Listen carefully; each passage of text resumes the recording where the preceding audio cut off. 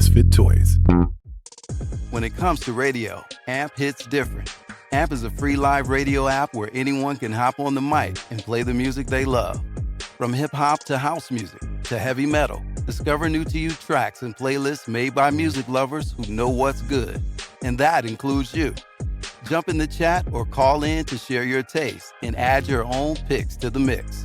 Download AMP, that's AMP, for free in the App Store or go to onamp.com.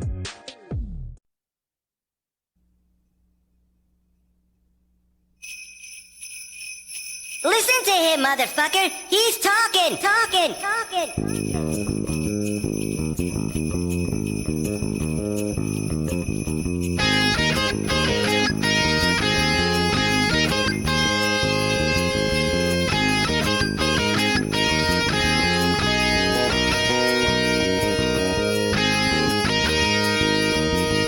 It's the 40-Year-Old Boy Podcast with your friend Mike.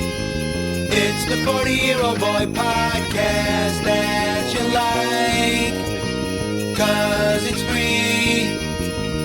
Here he comes now, with Billy bunched up. It's gonna start.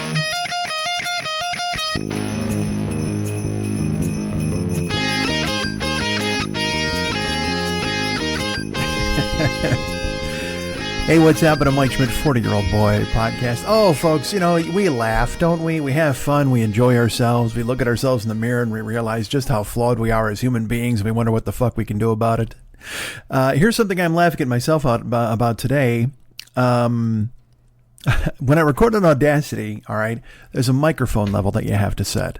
And for some reason, every time I turn on my Audacity, it resets itself to like 20%, which is bad. I mean, look, I can't have it super high because then I bury the needle on this and I'm blowing out your fucking eardrums. But I also can't have it super low because then it's just an AMSR video. I should put this fucking thing on TikTok where I'm just whispering about, like, you know, how my tongs work or whatever the fuck.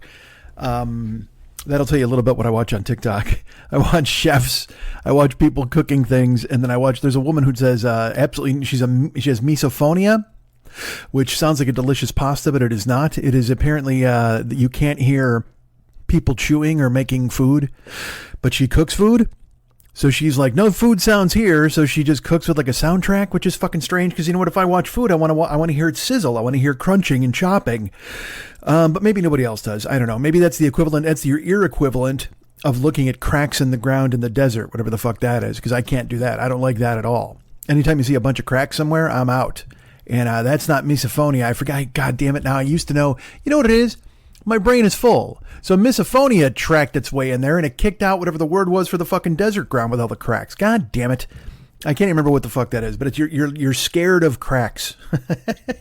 That's kind of what I am. I'm spooked by desert floors or anything that has like a pattern of like cracks or just dry skin.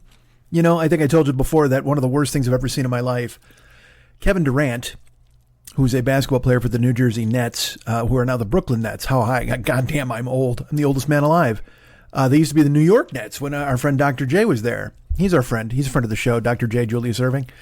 So for some reason, like I think it was 2 years ago, Kevin Durant, someone took a photo of his legs, okay? And he had his socks only pulled about halfway up his calf. And this person was like, I can't believe that this is real. And it was, dudes, I can't even explain to you what it looked like. Even thinking about it now, oh, fuck, I got the shivers. It's just, his legs are so dry and cracked. Like, and I don't know the perils of skin, of different races. I from what I understand, a lot of people have to moisturize a lot more often than other people have to moisturize. I don't know. Again, I've sort of heard that tangentially. I don't know if it's real. I know there are times when I have issues where I have to use a lotion of some sort. But I'm lucky because I only have to use the lotion if there's some sort of issue. You know what I mean? It's not like I have to lotion all the time or I'll have cracked, drying skin. I know people who are like that. And I don't know if that's just eczema or if that's just who you are as a person. If you get it in your genes, whatever the fuck. Regardless, whatever the fuck happened to Kevin Durant, he looked like he came from the moon. I mean, his legs, it is, again, I'm not joking. I got goosebumps again just bringing it up, thinking of the image. It is terrifying how fucking disgusting and awful it looks. And someone tweeted it, and then Kevin Durant is extremely online.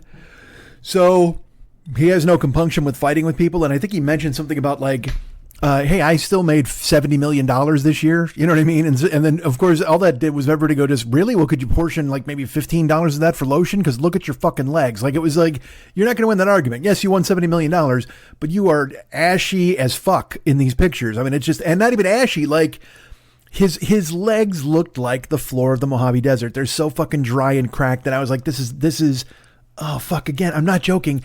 Every time I think of it, I get shivers.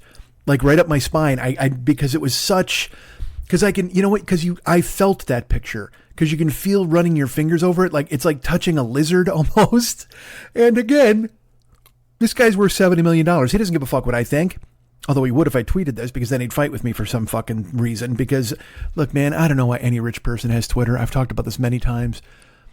Actors, celebrities, owners of Twitter. I don't know why any of these fucking people have it, because Twitter's for plebs. Twitter's for fucking poor people to sit there and make jokes about one another over and over and talk about, you know, rich people, for fuck's sake. Rich people are on Twitter. There's no point. You won. You fucking won. Go stare at your bank account. You want to open up a website if you're rich? Open up like like your bank account and just stare at all the zeros. Count it. You actually have more zeros in your bank account than there are zeros on Twitter making fun of you, if you know what I'm talking about, friend, because you should just go ahead and stare at these numbers.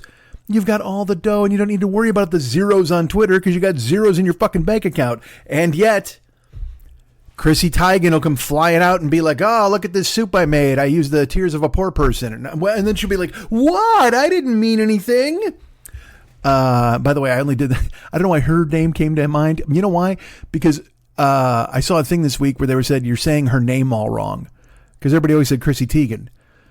And she's like, no, it's Teigen. Like she pronounced her name that way. And then like Adele is apparently like, it's not a delay because she doesn't have a fucking leg lamp, but it's something like that. Like her name is not Adele. It's Adelaide or something. I'm not even joking. Like this is my buddy Chip. I have two buddies named Chip. My friend Chip Pope put something on Facebook about it. And I was like, really? This is a thing? And that's Chrissy Teigen. She's like, it's Teigen, not Tegan. And in my brain, I'm like, it's probably Tegan, but she wasn't getting attention for 7 seconds. So she had to do something. So she scrambled and goes, I don't know. What can I do here? My name. I guess my name. Yeah.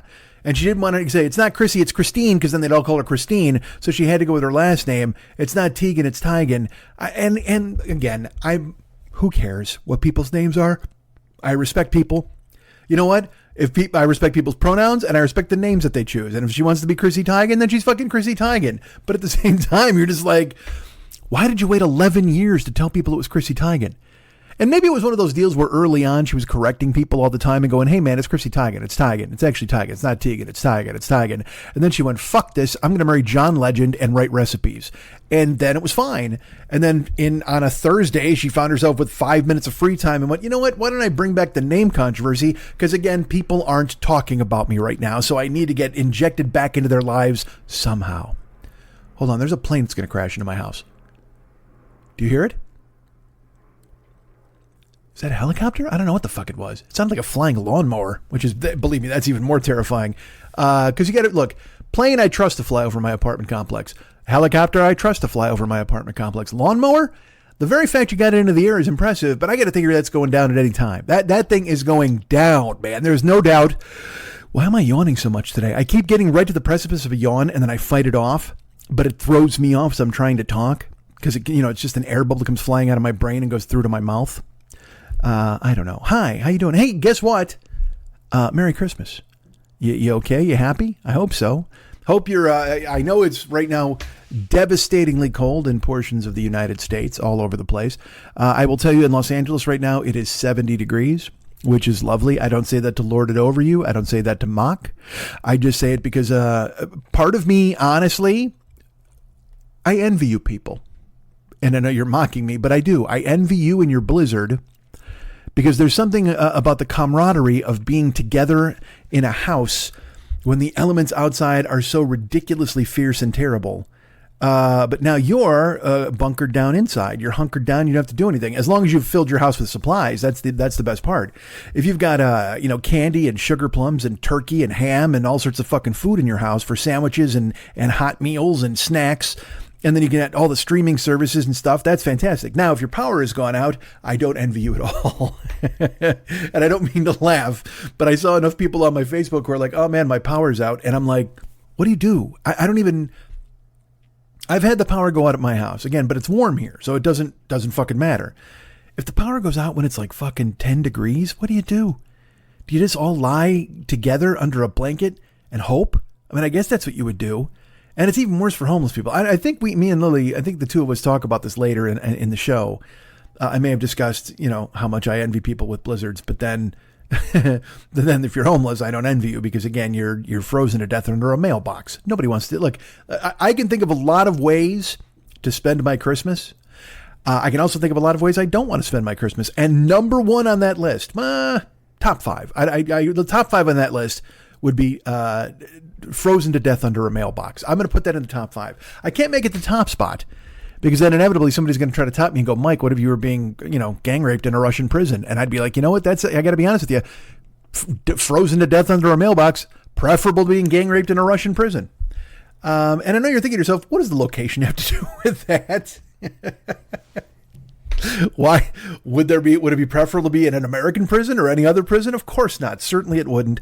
But Russian prison is prevalent in my mind because, and brace yourselves from some highly cheerful holiday talk.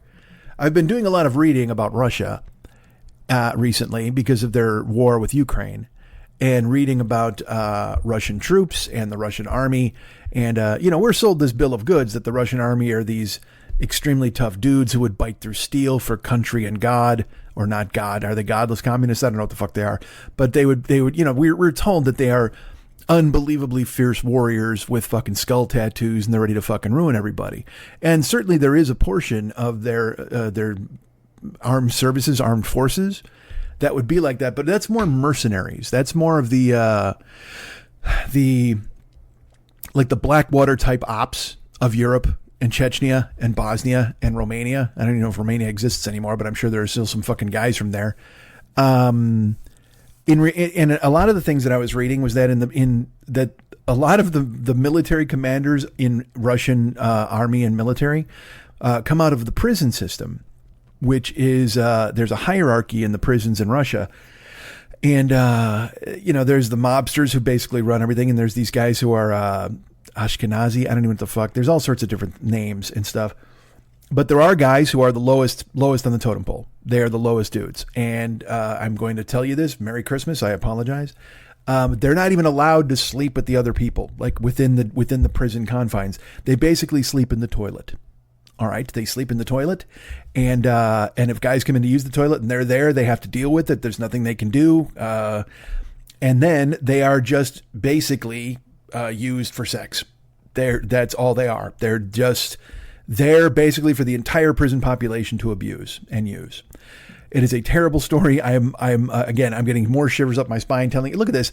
This is the holiday season of Kevin Durant's ashy legs and Russian mobsters raping plebs. I am so sorry. But the point of the whole thing was that's why Russian prison came to mind, because I've been reading about that and how their military is run like that in certain ways. That there are some commanding officers, and what they will do is they will use rape as a way to break cadets and teach them. It works twofold. It breaks them, and then they have to accept all the orders and do what they're told. Kind of, they can't be headstrong, and then also it works in that if people continue to fight, through that, they will tell them all what happened. Like it's that they use it they use to control them via shame. This is an awful thing that I'm telling you, but I'm sorry. I read it, so you have to too. It started with a Russian author on Twitter, and then I went and read more of his stuff, and then I read Wikipedia about it, and then I went and read a couple of actual news articles, and it's bad, man. It's bad. It's always bad. And that's why when you read about Russia and Ukraine, you read about these guys from Russia. They go there to fucking war, and they're not ready to fight. They haven't been trained. They're just in the army. They're sitting around doing nothing, and all of a sudden they're sent to war. And that's why they're getting overrun by Ukraine dudes, because these Ukraine dudes are fighting for their lives. And Russia's just like, we don't even want to fucking be here, man. You know, it would be like if you went right now to like a high school football game and there's a bunch of people in the stands and you went, you guys, you're going to war. And they're like, what? We're watching a football game. You're like, no, get in the van. And all of a sudden you're dropped off something like in Mexico to fight the cartel. And you're like, fuck, why are we here?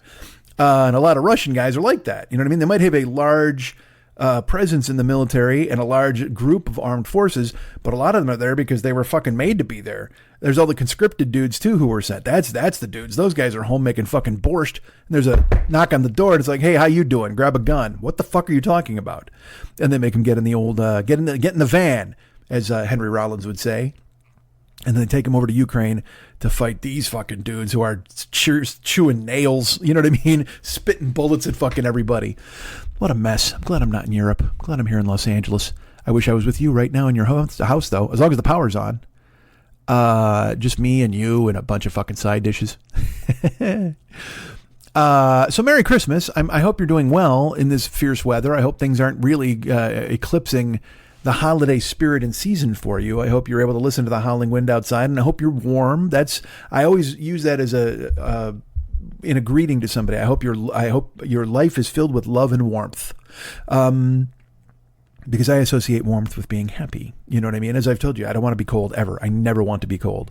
I'll wear 2 hoodies. I'll wrap myself in 4 blankets. I don't care. I refuse to be chilly. I understand that there are times that call for you being chilly. I've gone to a hockey game and been cold in the stands. But again, I don't want to be frozen to death under a mailbox unless the choice is, as I mentioned earlier, heading to Russia and being in the armed forces or being in jail. I want to avoid that. Now, if you said, let's go to Russia and have some fucking pierogies, I'd say yes. Do they make pierogies? I don't know if they do. That whole area's got to make pierogies. Look, everybody's got a version of a dumpling over there. I'll have Russian dumplings, which, by the way, is the #1 strip club in Moscow. Russian dumplings. You should go there. Oh, it's great. Tampa's got the Mons Venus. Los Angeles has the Body Shop. Moscow has Russian dumplings. Oh, please, let's go. Get a handful of fucking rubles and let's hit the skids. Rubles? Do they still use those? I don't know if they do anymore. Are they a euro? They're not the euro, are they? They're part of Europe, are they? I don't know. I don't, because again, you're right. Russia's so sprawling. It could be part of America at this point. Russia's so fucking huge. It's like there's like Muslim Russia, and then it's also right next to fucking India and China somehow, because it's so fucking, all 3 of those places are so fucking big. India, China, and Russia are all right next door to one another somehow. And I know you're going to be like, Mike, I looked it up and that's not true. Yes, exactly. You know why? Because I'm talking off the top of my fucking head. I don't know where anything is. I barely know where my fucking mailbox is. A lot of mailbox talk today. Weird. All right, so let me give you an update on what we talked about last week. As you know, I was heading out to the minimum wage dunk tank. I was ready to go and stack peas with the best of them. So I went last week to a job fair in Santa Monica at a grocery store. And, my appointment was at, they said, come anytime between 9 and 3. So I showed up there at like 11:20, I think it was. And when I showed up, there was about 15 people in line ahead of me. And I walked up to the person who had a clipboard. They looked official. And I went up to them and I go, hi. And she said, hey, are you here for the job fair? I said, yes. She goes, did you apply online? And I said, I did. And she said, did you bring your resume? And hold on, you hear my neighbor? You hear my neighbor screaming? Maybe you can't. All right, he screamed a couple times very loudly. Which again makes me think that he can hear me through the wall. So he can hear me saying, did you hear my neighbor screaming? And then he stopped screaming. And then I look like a fucking dope. He might be, wait, I think he went into the other room to scream. He heard me hearing him scream. So then he went in the other room to scream. So I would no longer hear him scream, not knowing that I can still hear him scream. You know what? Let me ask you this. If he was in space, could we hear him scream? Something to ponder. So I walk up, woman to the clipboard, and like I said, 15 people ahead of me in line. And she says, did you bring your resume? And listen to me. I'm just going to say this I'm trying to say it in a nice way. And also, here's the deal. Like, as you know, I wonder if they're listening to this because they know what I do. You know what I mean? They clearly, I told them, I had to tell them. because they need to know what I've been doing for the last fucking 15 years. When I show up, they're like, hey man, what have you been doing? And you know what I said to them? I was frozen to death under a mailbox. And yet now I've extricated myself from that precarious position and I've gone ahead and filed this application. But when I walked up to her and she's like, hey, do you have a resume? And I swear to God, like I just want, I didn't laugh. I wanted nothing more than to laugh. I wanted to just go, no, I don't have a resume that tells you I know where cereal goes. You know what I mean? And I know that they don't mean it like that. They just want to know that you're a human, all right? That you can interact with other people, that sort of thing. And that you're efficient, okay? And I'm these things. I can be these things, certainly, if you need me to, if you're paying me to be. But do you have a resume? It reminded me, there's an old joke, and it's a fantastic joke. It's one of my favorite jokes. There's a guy named Mario Joyner that if I told you this, I apologize. But Mario Joyner's a comedian, and I think he was Jerry Seinfeld's favorite comedian. He's one of Jerry Seinfeld's great friends. And Mario Joyner said he went to go apply at a movie theater to be the ticket taker. And they said, do you have a resume? And he said, I submitted my resume as confetti. He just throws, and he does his hand like he's throwing it in the air, and he goes, here's my resume. I think my qualifications speak for themselves. And I love that joke so much because, again, I'm tearing tickets to the fucking movie theater. What the fuck do you want? So that's kind of how I feel about this. Now, again, there are facets of this gig that are certainly, they need to know that you can do. You need to be smiley and you need to be able to interact with the public really well. And then you need to be able to stack avocados in a pleasing position. I don't fucking know. What do I know? I don't know anything. But I know that I'm good with people. I can talk to people. I can get along with people. And I know that it's about time I started working with other people again. That was the main thing I tried to sell them on. I'm like, look, I want to interact with people and work with a crew. I mean, to be with friendly people and get along. That's because I can do that. That's exactly what I want to do. But what would that say on my resume? I like gangs. You know what I mean? I don't know what the fuck it would say. You know what I need? I need to put my arm around a bunch of people and take a photo. It doesn't resonate. That it seems silly, quite frankly, to bring a resume to that sort. I don't know. I said, and so she said, did you bring a resume? And I just said no. I said, I filled out the app online. She goes, oh, I'll go see if I can find you. So she went back into the store, and the other people in line, about, I'd say probably 10 of the 15 are filling out applications and with a pen, and I've done this again a million times in the past when you have to sit there and you fill out an application with the pen they give you. And then you got it in your brain. You're like, don't make a mistake. Don't make a mistake. You look like an idiot if you make a mistake. And these poor people, they don't have tables. They're writing on their laps. They're writing on cement. And I'm just like, this is grim. And I'm just like, please don't make me do that. Hold on, neighbor. Hear him? Hold on, let's see if it happens again. Hold on. No, not yet, but if he starts screaming again, I'll go ahead and stop.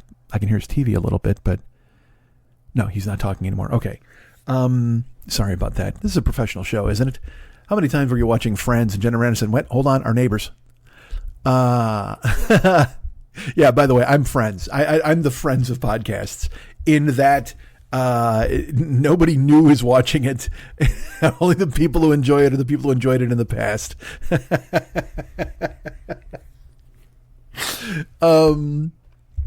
So she comes out, thankfully, and she just goes, hey, I found you. I said, great. And so I don't have to fill out an application. She goes, just wait here and we'll get to you. That's great. They'll talk to you soon. And again, she's incredibly vibrant and very nice. And there's 3 card tables, one with the number 1 on it, one with the number 2 on it, one with the number 3 on it. And I don't, that seems like a complex numbering system of sorts. I don't know if that means like, if they're going to go, hey, go to station 3 and talk to that guy, go to here, you know what I mean? Or if it just means when you're in the line, they'll go, all right, go to table 3, you go to table 1, you know what I mean? That sort of thing. I don't know if it's like a level, like you got to go through 1 to get to 2 to get to 3, or if it's just them interviewing all sorts of people. Who knows?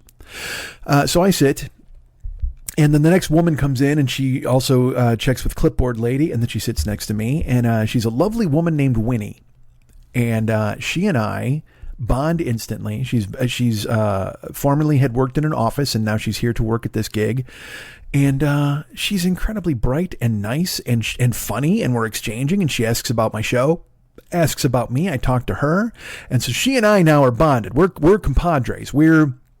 we want to get this gig together and we want to work together because she's super cool and we're getting along great. And also it was kind of neat. I will say this, talking to her and her talking to me. I think, hold on, Jesus, I think he just hit his thumb with a hammer in a cartoon. She and I, you are getting the chance to, I'm sorry, I'm so distracted. And you're not distracted, so I shouldn't be distracted. But it literally, my walls are so thin, it's like he's right in my ear.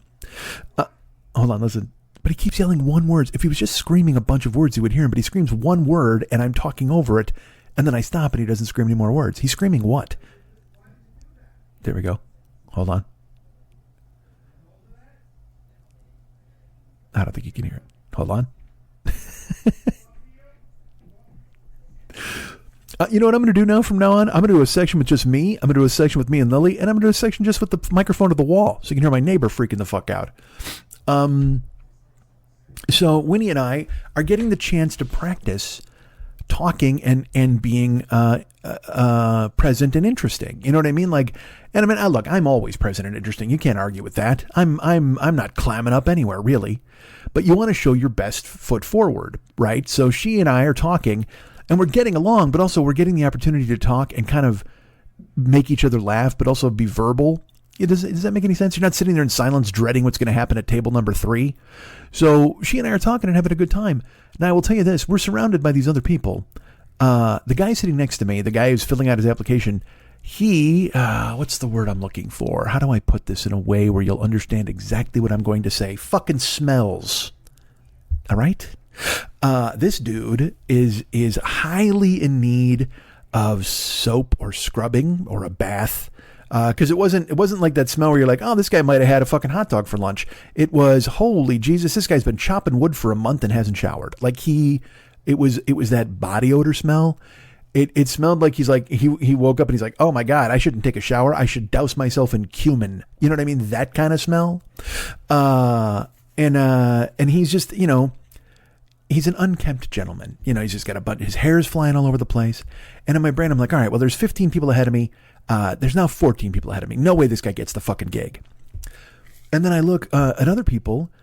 They're on their phones and loudly talking. And I'm like, well, that person's eliminated. You don't hire that person. I'm making sure nobody gets hired. There were at least 2 other dudes ahead of me who were. They just looked. One guy had like those jeans with the holes in both knees. And then behind Winnie, a guy shows up and he's got like 10 necklaces on and aviator glasses where you're just like, oh my goodness, what's happening? I don't know. And again, I understand that this company, my friend actually said to them, like, what's the dress code? And they go, well, look, if you were going to get a tattoo on your face, we would ask that you check with us first, just so we know what it is. You know what I mean? Like, they won't tell you not to get a tattoo on your face, but they want everybody to be free expression and all that stuff. But at the same time, you can't look like you're the 8th dancer with Tribe Called Quest. You know what I mean? One of those dudes. I mean, this guy had 8 fucking rope necklaces and shit, and it was like, and a yellow blazer and big fucking glasses. I don't know if it was plug 1 or plug 2 from fucking, oh my God, I can't, De La Soul, Jesus Christ. Because I kept thinking of 3. Because I was thinking of Jurassic 3. Ignore me. All right, so that was that guy behind Winnie. But then in the other line, the guys who smelled, the guys with the holes in their pants, and I'm like, I'm a walk. I'm gonna crush this thing, right? God knows. I told you guys, I'm minimum wage dunk tank. I'm grocery Willie Loman. I can't wait to get in the fucking door. They're gonna see this and they're gonna love me. So they started interviewing people. People go to 1 and 2, and I'm talking to Winnie the whole time. I'm not really paying much attention. I'm just, I know exactly what I'm going to do. I'm going to talk to people and just be yourself. That's who they're looking for, right? And I like me. So I get called to table 1, and I go up and I speak to Veronica. She's lovely. And she starts asking me questions, and I start answering these questions, and I'm making her laugh. And it's funny because again, it's a grocery store, But she's still saying that. What made you choose Trader Joe's? And I said, well, of course. And I answered my question, and I told her honestly. I said, I have, a friend who works. I have two friends, quite frankly, who work. One's worked for the company for over 20 years, and he loves it. Another friend who's recently become a member, and they tell me how great it is. And also, I've been working by myself for quite a long time. It's time to re-enter the workforce and work with a bunch of people. I like the idea of working in a place where everyone gets along. Whatever the fuck I said. I did what I had to do. I told her the truth in the moment. You know what I mean? But then they ask, she asked more questions. And, how do you feel about how often do you shop? What do you do? And what do you do in your life? How do you plan this? What do you make? And I'm cooking it. I'm batting everything back forehand. I don't even have to go for a backhand. I don't even have to run all the way across the court to hit anything back. Everything she's hitting me, I'm forehanding back. I'm just like fucking, I got 8 arms. I'm fucking Krishna on the tennis court, and I'm batting everything back. And she's laughing, and she's taking extensive, copious notes, and we're getting along great. Now, let me put it this way. If it was Trader Veronica's, I have the fucking job. Clearly she enjoys me and she likes me. And I'm like, this is great. She's the gatekeeper. Clearly she's the one. And so we finish after talking for about 10, 15 minutes maybe. And she takes a ton of notes. And then she just goes, okay, you know what? I'm going to ask you to stay here. We're going to have you go and talk to another person. And that's great, because I will tell you this, of the 15 people ahead of me, all of them were sent away. They left. I then am sent, and then as I'm sent, another person is sent also to the side. So he was talking to somebody at table 2. I was talking to somebody at table 1. So the 14 of the 15 people ahead of me were sent away. This other guy gets told to wait. And then Veronica says, you know what, hold on, somebody else will talk to you. And I had to pay the meter, and I had only paid for like an hour. And it had been almost an hour because we're waiting with all these people to be interviewed. And I said, hey, do I need to go feed the meter? She goes, yeah, that's really a good idea, because you're going to be here. So definitely go. And in my brain, I'm like, that's also good news. Perfect. So I go out, I feed the meter. I come walking back, and I see Winnie is gone. She had been called to interview just after I interviewed. And so I'm like, oh no, they cut her loose. How do you cut Winnie loose? She was amazing. What could have possibly happened? And as I'm looking, she exits the store. And I go, oh, you're here. Awesome. And she goes, yeah, they're waiting to talk to me. And I said, okay, me too. And then the person goes, Mike. And I get called over to table 2. And this is with the lovely Patrick. A guy named Patrick, Trader Joe's Patrick, picks me up and he goes, hey, how you doing? And he starts asking me questions. He asks me about the podcast. He asks me about stand-up. He asks me about all the things that I do. And then he says, what do you love most about the podcast? And I said, well, here's what I love. I said, I love being able to just do whatever I want, whenever I want. And I love that there are people who actually care about anything that I would have to say.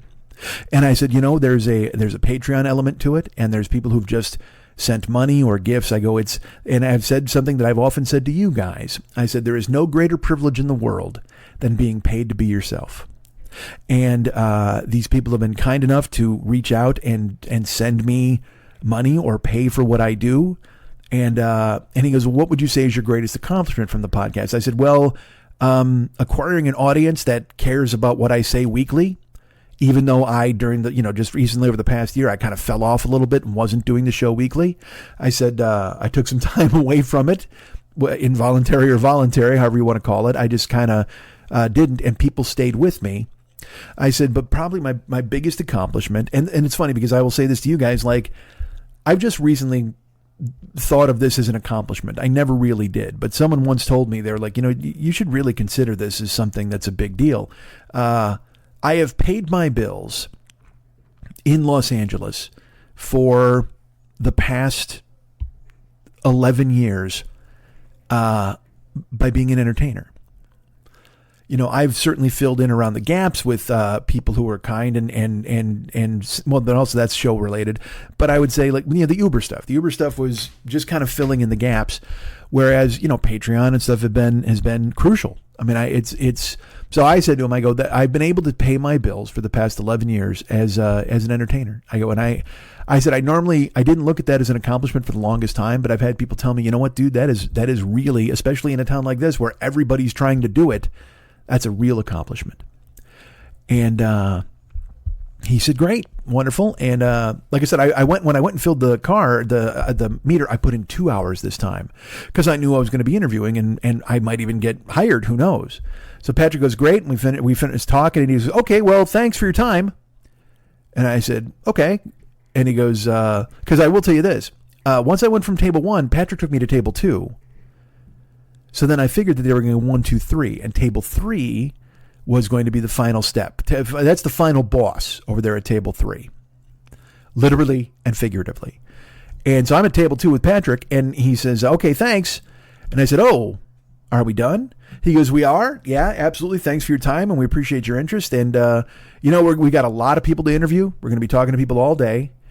And that really sounded like, hey, thanks for your time. You won't hear from us talk. You know what I mean? Like I went from being engaged and interesting and everything was going well.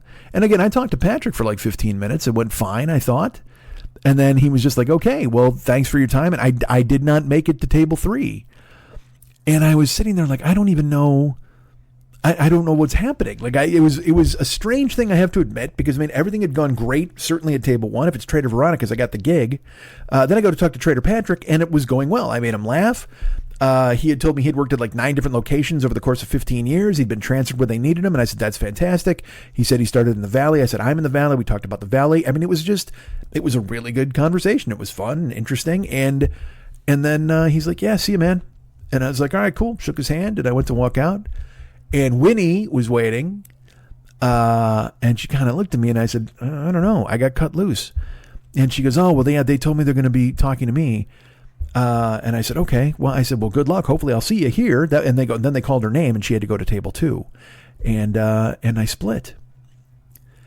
And then all you can do is think to yourself, what did I do wrong? What did I say that was wrong? I mean, everything was going well. And then I went to table 2. Everything seemed to be going well. And then I don't get advanced. And I mean, I was engaging. I was funny. I know it's like you're dating, like I'm dating the store, and obviously I didn't have what they were looking for. At least I felt I didn't, because then you start questioning everything as you go walking out the door, because why wouldn't they look at me? There's a third table. Why wouldn't you go ahead and advance me to the third table? I'm fucking third table material. What the fuck is your problem? And then even more so, I'd fed the car for 2 hours. I only wound up talking to Patrick for 20 minutes. So I'm like, God damn it, I wasted $1.40. Or an hour and 40 minutes, I should say, because it's fucking $4 meters down there. And then I thought to myself, wait a minute, what? And I've thought about it because I'll tell you this. Look, just long story long, I didn't get the gig. I got an email from them a week later that said interviewed, not selected, and it just said, "Hey man, thanks for your time. Unfortunately, we can't offer jobs to everybody, but we'll keep you on file." And I mean. Because again, you heard me last week bemoaning it and making fun of it, but then to not get it, you're just like, what did I do? What the fuck is wrong with me? And I'm obsessing now over what the fuck I could have said that didn't get it, because it was going extremely well. And all I can land on is me saying, I've paid my bills by being an entertainer for over a decade. And them thinking, well, A, that's his priority, and B, he clearly doesn't need this job if he goes ahead and he pays his bills by being an entertainer. When ipso facto, if you thought about it for 1 fucking second, you would realize if I'm paying my bills by being an entertainer, I wouldn't be applying here at the fucking grocery store, man. The whole point is, like, for 10 years I did, but then the pandemic came and it kicked Uber in the ass and all of that shit, and then everything kind of fell off a fucking cliff. So we're trying to reconnoiter and reboot and circle the wagons here and get back on track. And again, you heard me last week making fun of it, this, that, and the other thing, but it didn't mean I didn't want it. And more importantly than that, didn't mean I didn't fucking need it. Right? So I went in and I was myself, and I was truthful, and I was engaging, and I was smart and funny, and not enough. And again, it's that thing where if we're being honest, I'll say this. Good, because maybe that opens the door to something else. You always hear those things. Well, you know, God shuts a door and he opens a fucking window. And I'm like, why does God have any sort of obstruction? Why, God needs an open floor plan. I don't need any of that shit. But at the same time, like, you know, I'm applying there because I need to. I need to pay my bills. I have bills that need to be fucking taken care of. But ideally, you know, I'm talking for a living or doing whatever, obviously. And look, I also got a tiptoe here because I'll tell you this. I wound up getting another interview at a different location. And I went and talked to those people on Wednesday of this week. And it went extremely well. It was great. Now, there was no card table set up. There was no system.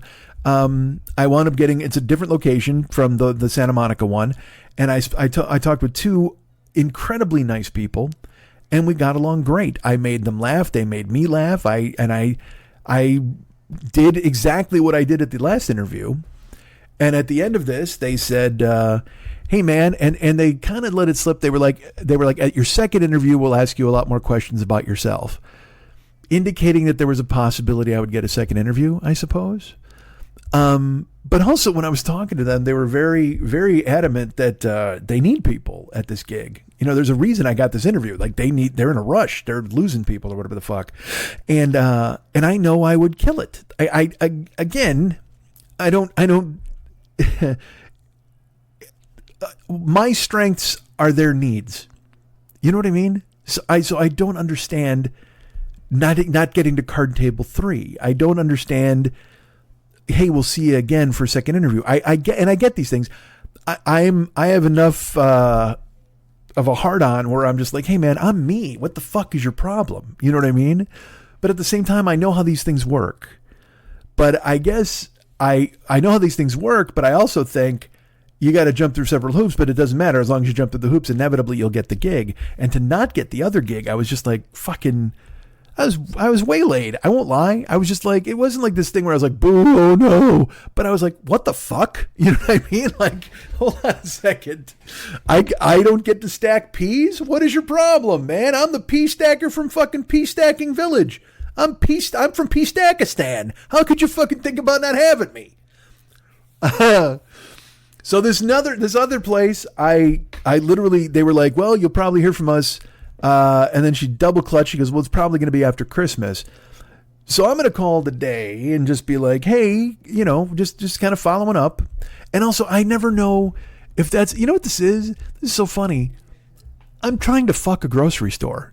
I mean, clearly that's what this is. You know, you meet him at first, you get along great, and then you made it to table 2, which is the second date. You're like, all right, this is going well. And then all of a sudden you get ghosted. You're like, what the fuck just happened, man? How did I not get to table 3? Because by table 3, you should be knee deep in the fucking hoopla, if you know what I'm talking about.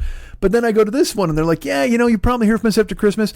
And so now I don't know. I don't want to be Favreau and Swingers where I call them up and go, hey, you know, I really like fucking beans and I'd love to hang around them. You know what I mean? I don't want to be that fucking asshole. Hey guys, you know, I could really help stack wine. You know, fuck. I don't know whether it shows gumption to call them and go, hey, you know, again, interested in the gig, really enjoyed meeting you guys. Or if the stink of desperation comes through the phone, but with 8 days left in the month, and my rent due on the 3rd, guess what? I'm going to do everything I can to douse myself in as much fucking cologne to make sure that the oh my God, my rent's due. My rent's due is going to fucking permeate the nostrils of the people who are trying to hire me for a gig. And it's funny. They even said, they were like, hey, how do you, and they threw like a bunch of curveballs at me at this fucking, this interview. They're like, hey, how do you feel about working at 3 a.m? At the fucking grocery store? I was like, I'm in. I said, I'm here whenever you need me. They okay, because a lot of people, they say that, you know, and then when it comes time to do it, I go, listen, I put that on my application for a reason. Whatever hours you have, I will make my schedule work to come in and work, because that's, you know what? In my opinion, again, you would tell them up front. If you're looking for a part-time gig, you tell people you're looking for a part-time gig. If you're like, look, man, I can only work Thursdays, you tell them you're only looking Thursdays. Now, some people might lie to get in the door, and then they go, hey, you got to work Wednesday. They go, I only work Thursdays, whatever the fuck. But I'm not that guy, because I don't want to, you know why? Because I don't want the hassle afterwards. I don't want to have that conversation. I want to make sure they know that when I'm there, hey man, schedule me and I'll be here. That's it. The end. Because I I'm in no position to be going, well, I'd really prefer to work from 12 to 3. What the fuck is that? If you're going to get a gig, get a gig. And look, am I happy about that? If they're listening, yes, who knows? They did ask the name of the podcast, so they may be listening. So, hey, lovely people who interviewed me and are waiting to get a hold of me after Christmas, please know that this is a comedy show and everything is amped up for humor, even though at the same time it's also truthful, but also amped up for humor. So who knows, man? I don't have any fucking clue. It looks like I'm just going to be a fucking, because did I tell you Uber approved me? All right, get this. Uber fucking finally approved my background check, right? It took them 5 weeks, 6 weeks.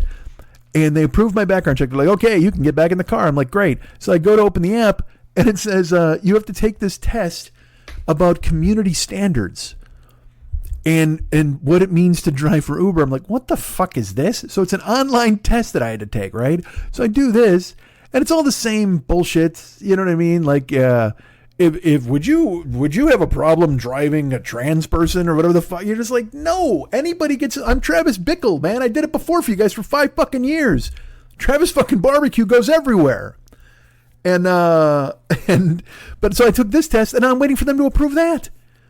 Then I understand community standards or Uber's whatever rules, and because now they sent me an email. They're like, hey man, when you take dogs in your car, I'm like, dude, what the fuck? What are you expanding now to Uber Pets? Is that what's happening? How's a dog going to order a ride? And I know they mean like people taking dogs, but I've had dogs in my car before. But the thing that I did, here's what I did. I told the story in here before. Someone goes to get in my car with a dog. I go, do you have, they're like, it's a therapy animal. I go, cool. Do you have your paperwork? And then they get pissed. They get all fucking mad. And I'm like, look, man, it's my car. I don't have to take you and your dog. I don't have to do anything, quite frankly. But if you got your paperwork, because the thing is, I hate people trying to get over. And I know this is the old man in me. Like a 25-year-old would be like, whatever, man, let's get stoned with your Doberman, whatever the fuck. But for me, like, I don't like you trying to fool people. If you're like, oh, it's a therapy dog, and it's just you and your dog on a leash, and it doesn't have the, the therapy collar or any of that bullshit, then I go, okay, because that's just a lie to get in my car. I know it. It's like when I've seen people try to bring dogs into restaurants on a leash. And they go, oh, it's my therapy dog. And they're like, well, do you have the fucking, the paperwork and all that kind of stuff? And then they get mad because they're, because also, look, you can get sued if you refuse to take somebody. But if I say to you, do you have the paperwork? And you show me the paperwork, you can get my fucking car. I don't give a shit. Your dog can fucking drive. Literally, you want your dog to take a row behind the wheel? If your Pekingese can see over the dashboard, let them take us both where we're fucking going. I don't give a shit. As long as you got a fucking piece of paper that says that's who it is. But if it's some fucking hand-drawn crayon with backward S's, dog is good. I'll be like, fuck you, man. Don't try to trick me. Because also, look, if it's not a therapy dog, go, look, it's not a therapy dog, but he's a clean dog. Can we take him? I love your dog. Bring him in my car. I've done that before. I don't give a shit. If you're honest with me, I don't give a fuck. But if you tell me it's a therapy dog, I'll go, cool, do you have your paperwork? And then they get pissed. Don't lie. Just say, hey, man, this is me and my dog's super clean. And I'll go, your dog's not going to make a mess in my car, are they? And he'll go, no. And I go, cool. Can I pet your dog? Now, get this. I was leaving Trader Joe's the other day after my interview, and I felt great. Everything was going well. As I'm walking out the door, a guy is walking in. He's got a dog on a leash, and I mean a dog. Like it was not big like St. Bernard big, but about the size of a German Shepherd. But it wasn't a German Shepherd. I don't know what it looked like. This will sound dumb. It looked like a Call of the Wild dog, like an Alaskan wolfhound or whatever the fuck, but it wasn't glorious. It just looked like a mutt wolfhound, kind of like that sort of face. And I said to the guy, I said, hey, can I pet your dog? And he said, no, I'm very sorry. Sometimes he doesn't like people and he's not friendly sometimes. And you know what? All the respect in the world. Thank you. Thank you for being honest. Thank you for not being snarky. Thank you for being just normal. And I was like, oh, okay, dude, I totally understand. Thank you. And I split. Now, did I also think to myself, why are you bringing this wild animal into a grocery store where people are running untethered and it can go freak out and take somebody's jugular out? I didn't think that. Or did I? Yes, of course I did. Why am I bringing it up? But at the same time, I was happy he told me, no, my dog doesn't like people sometimes and sometimes he's not friendly. And so I was like, great, I won't touch him. Thank you. But then in my brain, I thought, he's now going into a store with there's people in there. You just told me the dog might not like people. I get terrible news for this dog. People are all over this fucking place. Now, see, if I worked there, I could tackle this fucking thing and take it down. If it goes rogue and runs wild around, this fucking Mutt Wolfhound, I can go ahead and fucking give him a clothesline. By the way, Mutt Wolfhound is terrific in Stranger Things. If you've never seen it, go check it out. So there you go, man. So we enter Christmas in a bit of a confusing time, I suppose I would say. I'm sure it's going to be fine. Everything's going to be great. And if it's not, I'll be recording this in a public library eventually because they'll have electricity, won't they? Someplace I can plug in, just sit in the corner. At least you won't hear my neighbor fucking screaming. Plugs. That's why I do this part of the show, is the opening part with plugs, and people go ahead and listen to those. Did you know I'm part of the Misfit Toys Co-op? At least I was yesterday. I don't know if things have changed. I haven't received a note telling me to cut it loose. But, I can tell you that Never Not Funny and Doug Loves Movies and the Todd Glass Show and not... again, have I told you that I wrote down Todd Glass Show instead of the Todd Glass Show? So when I say them, I say Todd Glass Show instead of the Todd Glass. I don't even know why I forget to say the half the fucking time, but I do. It's No Fun with Jen Kirkman. It's the Todd Glass Show. It's Doug Loves Movies. It's Never Not Funny. It's Danger Time with Danielle and her friend. All of these shows are part of the Misfit Toys Co-op. Check them out. Jimmy Pardo, Doug Benson, Todd Glass, Jen Kirkman, Danielle Koenig, all sorts of amazing and talented people who are all, I think, possibly the mental illness happy hour is part of it with our buddy Paul. I don't know. Perhaps I'm incorrect. But even if not, go listen to Mental Illness Happy Hour. I'm not part of his co-op, but he's out there. He's killing it. My good friend Paul Gilmartin, the funniest.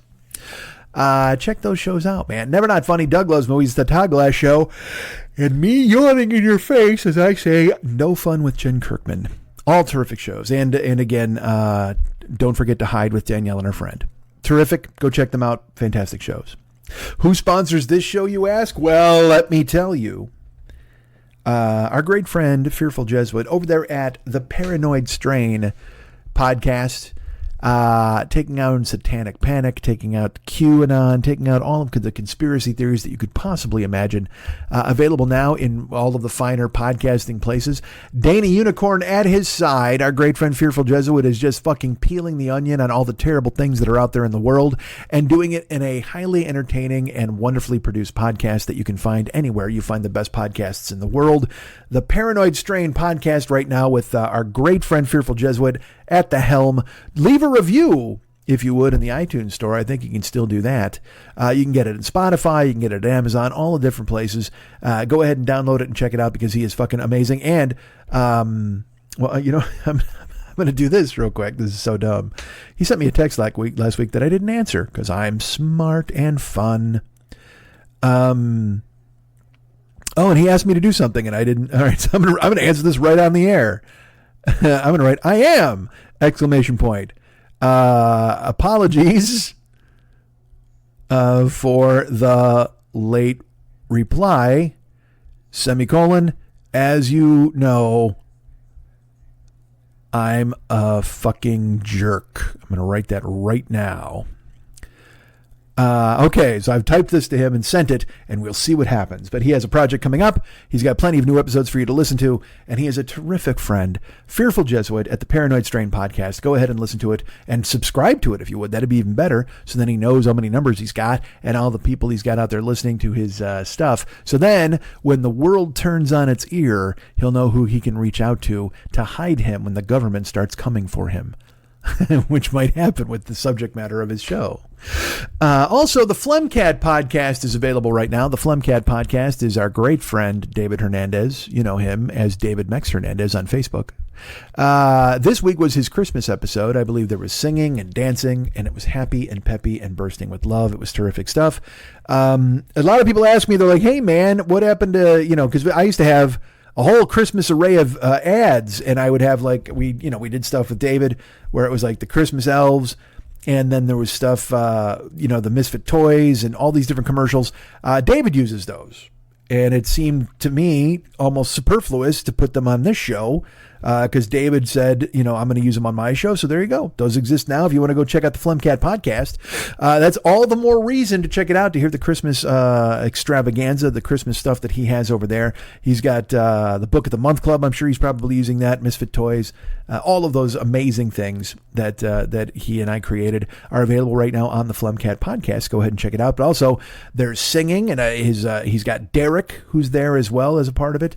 And it's so great. Go ahead and check out the Flemcat podcast, available right now where all of the best podcasts are. The Apple, I don't want to say it's not the iTunes store anymore. Because I will tell you this, when I sync my phone now, it says, we cannot sync the podcasts because they don't exist. And I'm like, I didn't know what the fuck that means. I'm not going to call Tim Apple and figure that shit out. So go where the best podcasts are. That's where you'll find David's podcast. The Flemcat podcast. That's 4 words. The Flem, Plegm, Cat, C-A-T podcast. Look it up. And go ahead and subscribe, because it's fucking amazing. Then you know what? If you subscribe, you don't have to look it up every week. Then it just gets delivered right to you. Ring-a-ding-ding. Guess who's here? New podcast. And it's our friend David singing and doing amazing things. Also, if you go to facebook.com/David Mex Hernandez, you can become his friend. And while you're there, you can go ahead and peruse all the tons of beautiful artwork he has sold to people and the amazing things he creates. And if you've ever wanted him to go ahead and create something for you, now is the time. It is the holiday season, although Christmas is just days away. He'll work in oil. He'll work in watercolor. He'll work in whatever you need. If you want a New Year's painting, go ahead and reach out to him. That's a great thing to do. The Flemcat podcast available right now, and also facebook.com/David Mex Hernandez. Those are places you can find our great and talented friend. Please do so. Give yourself the gift of Mex this holiday season.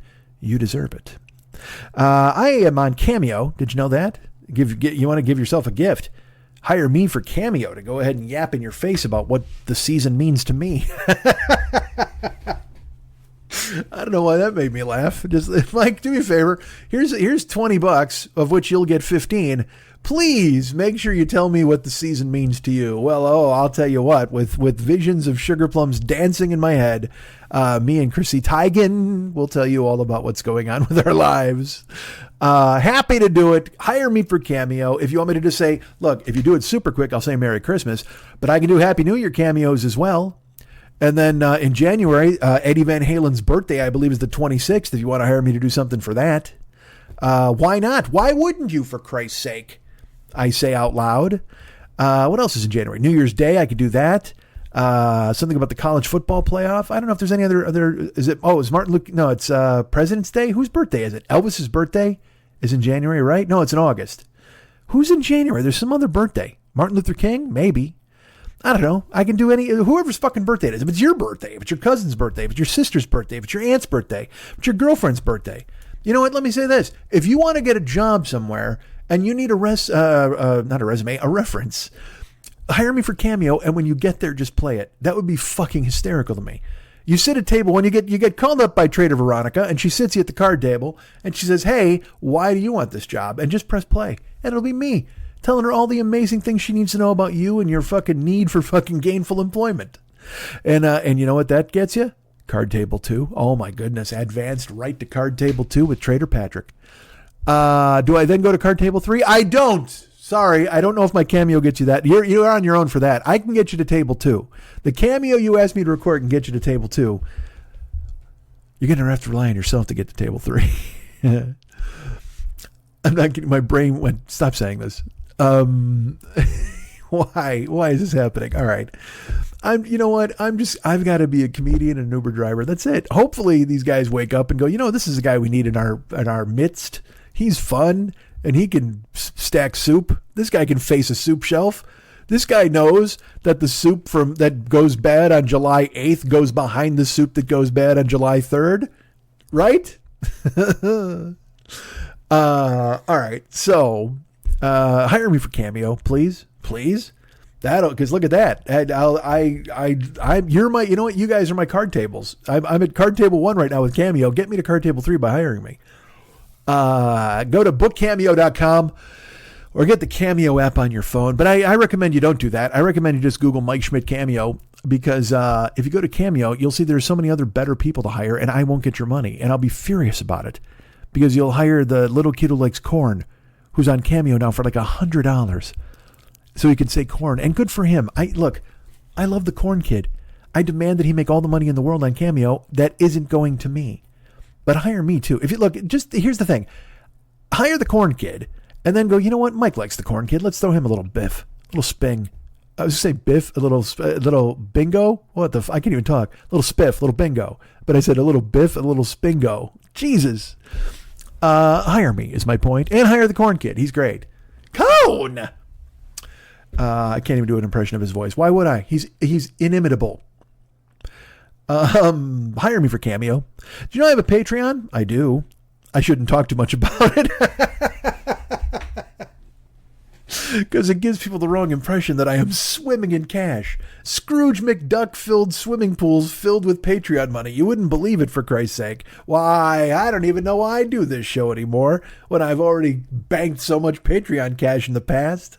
Patreon.com/Mike40YOB. That's Patreon.com/Mike40YOB. You can find me there and say, hey, this guy, he's worth giving a couple of bones to. Why not? We like the way he talks and does things, and I would say to you, thank you, and I would shake your hand profusely.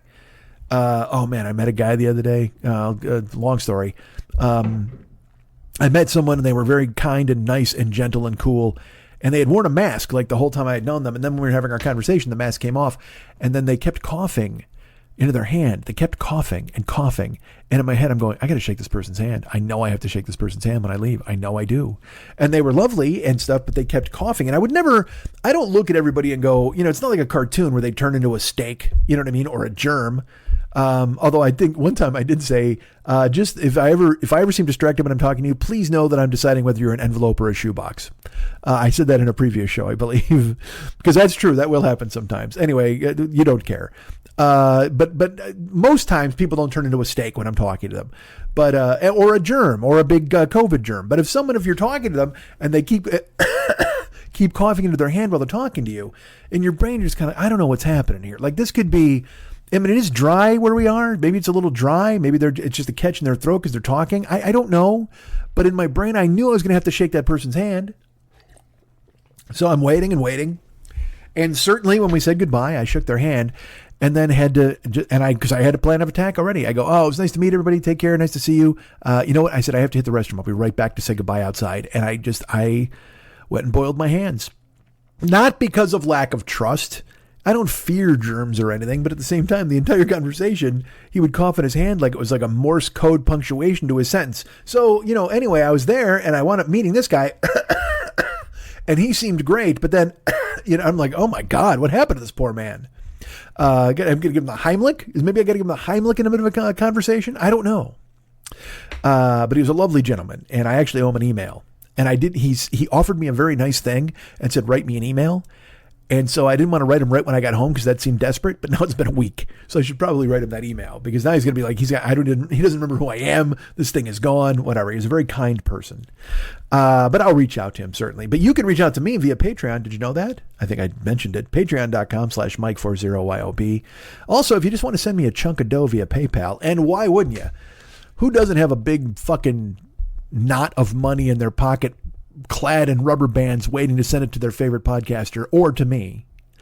You can find me at PayPal. If you go to MikeSchmidtComedy.com in the upper right hand corner, there's a little horn boy and it says donate on there. You click on him and he allows you to send money to me via PayPal. That's great. Or if you just go to PayPal and look for MikeSchmidtComedy.com, I think is the way it works. Mike at MikeSchmidtComedy.com will be, I think it's my PayPal address. You can Google Mike Schmidt PayPal or just, again, fuck that. Go to the website and go to the upper right-hand corner. There's a donate button. It takes you right there. Takes all the work out of it. Not really. It's just different work, but it's work I can tell you what to do because I don't know how to do the other fucking thing. But go to PayPal.com go to MikeSchmidtComedy.com. God damn it. And click on the upper right-hand corner. There's a donate horn boy. And yay, there you are at PayPal. And look at you sending me money. Let me just go ahead and thank you in advance because why not? I have channels that exist. I have a YouTube channel, youtube.com/the40year-old-boy that has, you know what I'm going to find? I did a review of Japanese snacks a million years ago. I don't even know if that's still on my YouTube channel. I'll have to go check. But also the archives of this show certainly are contained on the YouTube channel, youtube.com/the40year-old-boy. And then it's courtesy of our friend KC. That's his Christmas gift to me is that he does that pro bono, if you will. He actually does it pro Sonny Bono because he's a big fan. YouTube.com/the40-year-old-boy. Check out the archives. Check out my blade. They're there. Go to twitch.tv/the40-year-old-boy, and I'm there streaming God of War Ragnarok virtually all the time. But I will tell you today, which is Friday, as I record this in the morning, today, you're going to hear this late, because by the time you finish, whatever, it doesn't fucking matter. There's a Christmas stream today. It'll be on Facebook.com. Actually, I don't know why I'm bringing it up during the Twitch discussion. I can't do it on Twitch. I have to do it at Facebook on the Westside 86 Jokers page. If you're a fan in the fan club, Facebook.com, go to find Westside 86 Jokers fan page. And I'm doing a stream there today at 4:00 p.m. Pacific time, a Christmas stream where I'll open some gifts that some people sent me. I'll have a pie. It's going to be fun. I'll wear a Santa hat, might read a piece of Christmas lore. Going to be fantastic. So please check it out. If you can. If not, I appreciate you thinking of me at all during Christmas. And also subscribe to Twitch as a gift to me. Why don't you follow or subscribe at twitch.tv/the40-year-old-boy. You can follow for free or subscribe for whatever money you want to give. Or you can actually use an Amazon Prime subscription. And that gives me $5 Bezos bucks, which is real bucks because, again, he runs everything. But because Amazon owns Twitch, I get $5 that way, which is pretty cool. And it doesn't cost you a thing. So why not? Why wouldn't you do that? Go ahead and sign me up. Twitch.tv/the40-year-old-boy out there for you to follow and subscribe. YouTube.com/the40-year-old-boy. Go ahead and check out all sorts of stuff. And let me just say Merry Christmas to each and every one of you. Thank you so much for being a part of this show and sticking around for, whatever this is these days. Sometimes it's me and Lily. Sometimes it's just me. A lot of times it's a combination. I'm still trying to figure out what it's going to be going forward, as we all know. And I have, next week we'll talk more about, 2023 and all that stuff. But right now, let me just say, I know it's cold. I know the weather is, for lack of a better word, frightful. Dumb, delightful. I can only hope that you are together with people you love and warm and happy, and your house smells like Christmas, and you can avoid any and all petty squabbles, any sort of infighting, any sort of backstabbing. Just do what you can to stay as centered and as happy as you possibly can during this Christmas season, certainly over this Christmas weekend, because look, and for me, it is incredibly ideal because all day tomorrow on Christmas Eve, there's football. Amazing football, and then tomorrow night Christmas movies, and then Sunday I'm going to my brother's house for Christmas itself. There's football that day as well. There's food, there's family, there's hugs, and there's being able to look into the eyes of people whom you love and share a special day with them. And I hope you all have that experience this weekend. I know it's going to be a hassle going to airports. I know it's going to be flying issues because of blizzards and things like that. I can only hope that the weather does not impede your holiday enjoyment and all of you get to experience all of the happiness, peace, warmth, and love that is associated with this season amongst you and everybody whom you love. And I thank you so much for sharing even one sliver of your Christmas time with me. Have a fantastic holiday. My neighbor just swore in the middle of my heartfelt dedication to all of you. I hope you didn't hear it. And enjoy the rest of this show, which is me and Lily. Good Lord, I got to figure out what this show is going forward. I love you guys. Merry Christmas.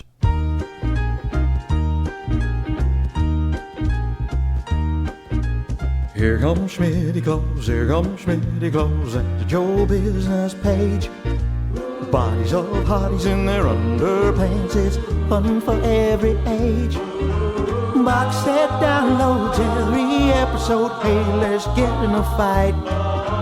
Eat some yogurt and punch a wall, cause Schmitty Claus comes tonight. Here comes Schmitty Claus, here comes Schmitty Claus at the Joe Business page. He sells a shirt with your dirt to help show off your rage. Tweaked audio's got sweet-ass earbuds, what a beautiful sight. Use their watch to decorate your crotch, cause Schmitty Claus comes tonight. Here comes Schmitty Claus, here comes Schmitty Claus at the Joe Business page. Hear Schmitty rap on a song that Max wrote, busting out of the cage. Get a print of podcast artwork, color or black and white. Mike Maxinelli will sign that thing, 'cause Schmitty calls a night. Here comes Schmitty calls, here comes Schmitty calls, the Joe Business page. I bet you didn't know that the bees get out when Schmitty takes the stage. East on earth will have to wait after Schmitty comes alive. Let's give thanks to the big angry, 'cause Schmitty Claus comes tonight. 'Cause Schmitty Claus comes tonight.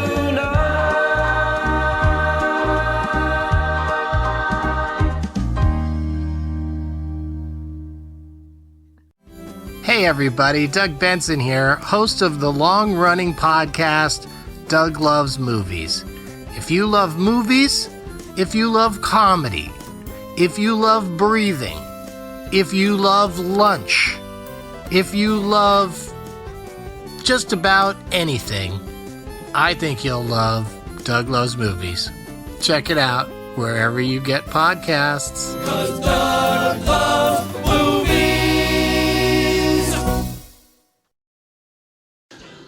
Hi, everybody. This is Todd Glass. What could I say that would make you want to give the Todd Glass Show a listen? Well, I guess you could poke around on YouTube, and if some of the stuff over there makes you laugh or my Netflix special act happy, then maybe you'll give it a listen. The only other thing I could do is make it short because it's interrupting a podcast you already love. Okay, I'm done. Thank you. Goodbye. Hi, this is me, Michael Ian Black, very famous, and I'm back with an all-new season of Obscure. New book, new location, new ways for me to mansplain literature. This season, I'm reading Wuthering Heights, and what are you reading? Nothing. So join me for laughs and semi-smart conversation. Find Obscure by Michael Ian Black wherever you listen to podcasts, and follow us for new episodes weekly.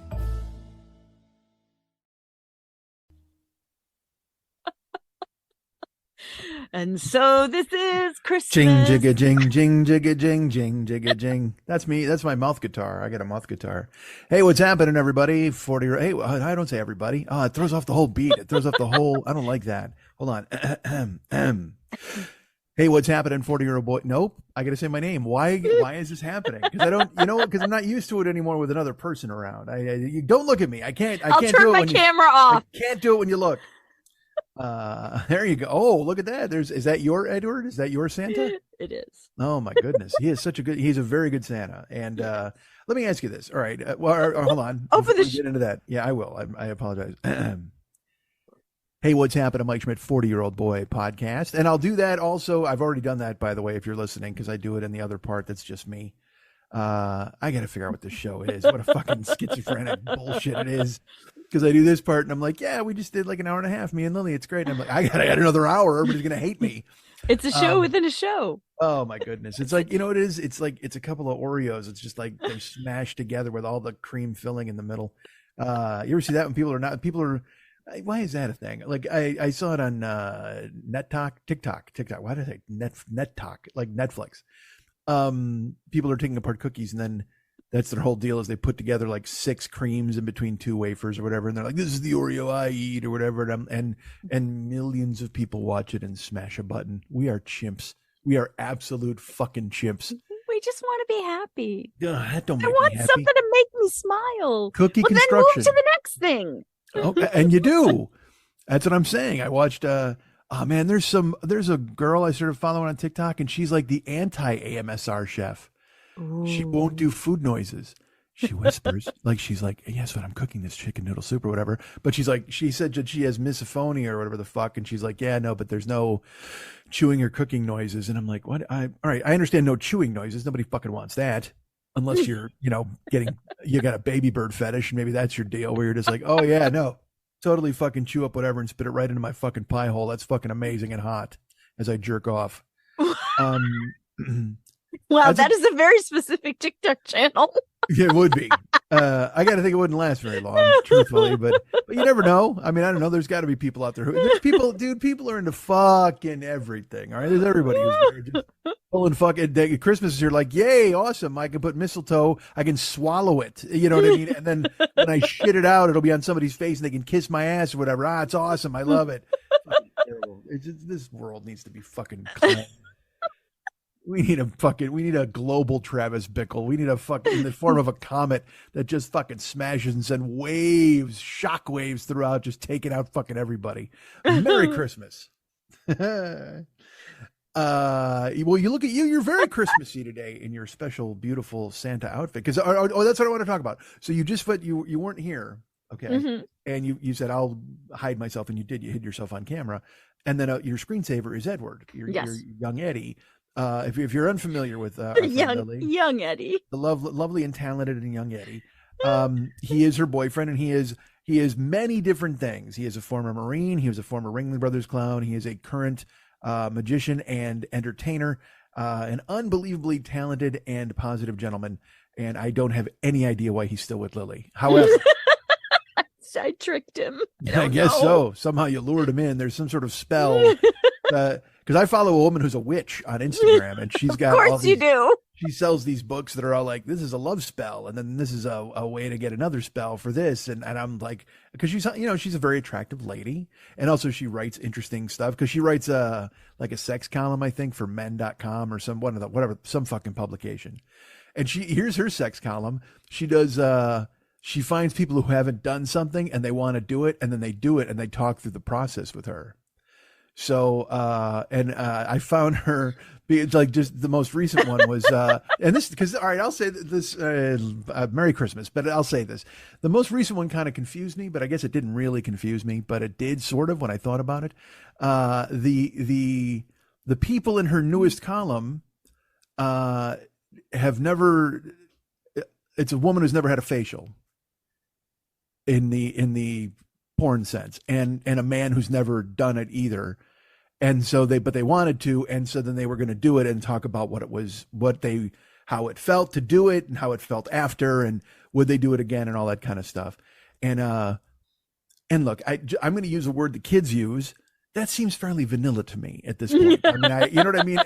And maybe it's my own fault because I'm watching, women locked up in cages and shit like that, where you're like, how does this work? Oh, wow. Why are all of these holes in these walls? You know what I mean? Like there's all sorts of, their legs come through it too. Like all that. I watch stuff where you're just like, there's a great quote in fucking, I think it's Stripes. It's Stripes. And it's one of my favorite quotes in a movie. And of course I couldn't even pull the movie. It is from Stripes though. I wanted to get the first part right. No, it's Bachelor Party. That's exactly what it is. And it's fucking Adrian's Med, I believe. Adrian's Med looks at fucking Tom Hanks looks at Adrian's Med and he goes, a donkey that doesn't want to be recognized? Something interesting is going to happen here. And it is one of my favorite lines in a movie.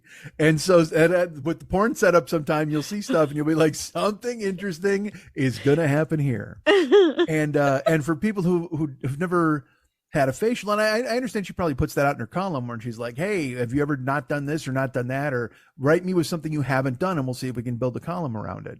And one of them had a free use thing. You know what I mean? You know what that is? You do. A free use. Essentially when you go to like a party or a swingers party or whatever, and anybody can do anything to you. Oh, okay. Yeah. And so that was the first column I ever read by them, because it was like, I was just like, because again, I'm a degenerate. So the second I saw free use in a headline, I'm like, wait a minute, what is that? Sadly, because I know what it is. And then it was this woman and this man who both, they'd never done it. So they wound up going to like 3 different parties to try it. Which made me laugh. Well, because they didn't do the first, they wanted to see what it was like. Yeah. Yeah, it was not like they went to all 3 parties and got free used and went, yeah, I think we're done with the free use. We've gotten it out of our system, but thank you for including us. And we're going to go shower now for about a month. Because I'll tell you what, I never knew that sex involved a deli number taker. So I'm glad that I was able to go ahead and involve myself with that. That's a party. Right? You walk in, it's like, hey, everybody, put all your clothes over here. And here's the place where you take the numbers. And, now serving number 41. Oh, Christ. That is a sticky lady. Merry Christmas. So when you did your, so anyway, so I follow this witch and she's lovely. I will not, all right, this is completely true. Now that I think about it, you know why I follow this witch? She followed me first. and I'm not joking. Like she was someone who followed me and I was like, I didn't recognize the name. And then I look, and she's like a national columnist and stuff. And she's an author, and she's like I said, she's just very accomplished woman, and living the kind of life that HBO is dying to write a series about, because she lives in New York at the top of a building. Like, I don't know if it's a penthouse or just an amazing apartment with the view is incredible. And she's an author about candles and witches, and she's got like an extremely hot boyfriend. And yeah, that's what I mean. And she's a sex witch. Literally, she calls herself a sex witch and a glamour witch. I am so out. No, she puts up little videos. And here's another thing, and I do like her videos. Like I said, she's certainly attractive and interesting, but also I don't know what it is. She shakes like she's got withdrawal from 10 years ago. Like she looks, I don't know if she's nervous when she films her videos, but she's very like, it's not noticeable until it's noticeable. You know what I mean? And then you can't stop seeing it. She looks like sound waves. You know what I mean? Half the fucking time. Has she ever addressed it? No. But it's not overt. It's just, like I said, I think she's nervous. Some in her underscoring videos. tremble of some sort. Yes. Maybe that's what it sounds like. Maybe she's experiencing something fun. And Yeah, that's what I'm trying saying. to maintain focus. Someone's got the controller on the other side of the old room there, and perhaps that's one of her columns she's going to write. Who knows? How to display promotional videos for your new book when someone is controlling the device that's inside you. I'm going to throw you in a tailspin. If you were to write her about something that you would like to experience, what would it be? Oh my goodness, I can't even imagine. How about a meaningful conversation with someone? I could do that. It's been so long since that's happened for me. I'd stop. I didn't say that to be sad. Well, no, it's sweet. Yeah, no, I don't have. I can't. Boy, what would it be? I guess it would have to be. It would have to be like multiple. You know, like three women maybe, or something like that, or like two. I mean, because a threesome seems like almost boring. You'd have to have just a pile of women to dive into like a fucking swimming pool, right? Doesn't that make sense? I want the column to be good. You know what I mean? I'm sitting here, I'm like facials or vanilla. I'm just like, all right, doing it me for up. The story. Yeah, right. Put a sign on me. Where are we going? What the fuck's gonna happen? I don't know. Hey, what's that thing that you put in my mouth? You crank it open and it just stays open. What's that thing? Can we get one of those? I'll wear that for whatever we got to wear it for. What's in your closet that I can put on? What's out of your closet that I can put on? Yeah, boy, that's it's fun. That's a fun question. I don't know what it would be. I'd have to, I'm going to have to do some serious research and work on it. But yeah, I don't know. And I'm old too now, because let's put it this way. Here's what my thing would be: find a woman that I probably wouldn't disappoint. Let's go ahead and find that. Let's go ahead and check that out these days. Or if there's some sort of pussy eating record I can set, there you go. We can pivot to that. Clearly, I would be happy to do that. Like, you just line up fucking, a whole marching band and let me just go to fucking work. How long can I do this until my jaw becomes unhinged like a python and I can swallow a full egg? Let's fucking go. I want to cramp the shit out of my face. How much pussy can I eat until I'm disfigured? Can we do that? Is that a possible thing? I think you should write in. Yeah, let's do it. Fucking set it up. All right. And you can simulcast it on the 40-Year-Old Boy as well. Oh, sure. I can make it. This is what it would sound like. That's terrible. No, don't do that. People run away. It's awful. You would simultaneously turn on and turn off so many listeners. Oh my God. Some people are like, yay. And some people are like, oh my Christ, what's happening over there? Good Lord. Boil that microphone instantly, please. So I followed this witch. and she followed me first, and then I saw her, and I was like, she has to think I'm somebody else. There's no way she's ever heard this show or anything like that. Clearly she thought I was a different, because there's a very famous Mike Schmidt right now, because I have brace yourselves, I have a Google alert set for my name.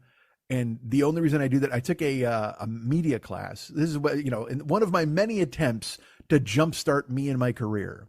I took a media class from a very talented comedian named Melanie Vesey. Vesey? I don't know how you pronounce it. She's lovely, and she was great. It was a full Saturday. And then she was like, if you wanted to take individual stuff, and at the time I kind of did, because the thing I need to separate is, like, yes, I want to take individual classes because I want to learn a bunch of stuff, but also I'm looking for somebody to do everything. I mean, that's the whole deal. Is it's like you can take all the fucking classes you want in the world and have all the knowledge you could possibly want to have loaded into your brain, but until you do the stuff, then it doesn't fucking matter, right? So that's I come to that realization when I'm going to commit financially to some class of a woman who's going to tell me how to do things to be better. And I'm like, well, yeah, but what if I just gave you this money and you did it? Wouldn't that be great? And she's like, I have a career. What are you talking about? I'm a media expert. I tricked you into giving me $100 this afternoon. So she's, how did we even, so anyway, she's had me set up a Google alert for my name. Yeah. And so every day I get 2 Google alerts for my name. And I usually, there's a offensive lineman at the University of Syracuse with my name. There will be assorted people dying with my name all over the world at all times, and their obituary will pop up. But mainly the public defender in Portland, or is not the public defender, the fucking prosecutor? Yeah, the attorney, not the what's the attorney the guy general? No, the guy who fucking prosecutes everybody. District attorney? Yes, there is the DA. The guy is the DA in Portland, and he is progressive. Cool. And he believes that like drug users shouldn't go to jail a lot of the time. And he thinks that counseling helps a lot more than cops sometimes. He has both feet firmly based in a progressive viewpoint. So you can imagine the Google alerts I get for him from BuzzFeed or not, like Babylon Bee is making fun of him and all these other fucking, like everybody swoops in with their take. And it's always like, Breitbart. And it'll always be like, lib DA lets free Japanese guy who stabs someone with chopsticks, some fucking weird story. And then you read it and it's like, the man was born here. You know what I mean? And, yes. And he was attacked by 2 people on the street. So he stabbed a guy in the shoulder to get away, but they always spin it in some fucking weird way where the immigrant guy did something fucking wrong. So anyway, but they always it makes me laugh because like no matter what crime happens, they'll find this murder was committed by a guy who once went to Thailand. You know what I mean? And like I don't know what that means. Well, it means that he was out of the country and then he came back into this country. He snuck into this country from Thailand. Well, didn't he live here before? I don't care. You can't ever dig 2 questions deep because the whole thing will fucking fall apart. But in a city the size of Portland, which is, a decent sized city, they'll always find one crime to bitch about. And it's like, you can do that in any city in the fucking world. There's going to be some guy with, with a Z in his last name who took a poke at somebody and you're going to be like, oh, send them all back. And it's like, what are you doing? You guys are fucking idiots. Insane. Insanity. The world is a great place, isn't it? I love it. I certainly do love the world. I mean, you know what? What else am I going to do? Go to fucking Mars? It's fucking hot.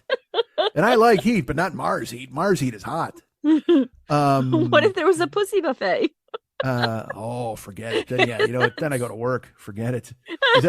All right, let me ask you a question since you're being a smart ass. Of all the planets in the universe, which is most likely to have a pussy buffet? Well, not Mars, because there was a whole movie about how they needed women. So... True. Well, but in the interval, have they obtained these women? Is that maybe the possibility? No, I think it would have to be Earth. All right, damn it. And I'm here. Where the fuck is it? Where's the I want the coordinates. Someone show me. That's I don't know. That just seems like such a fucking terrible thing if you were to go on some like I'm not even going to explore that. I think it would be really hilarious. They've opened all these like cat cafes where you can go and you can pet cats and drink coffee. Oh yeah. We should just open pussy cafes where you can go in and eat pussy and have coffee.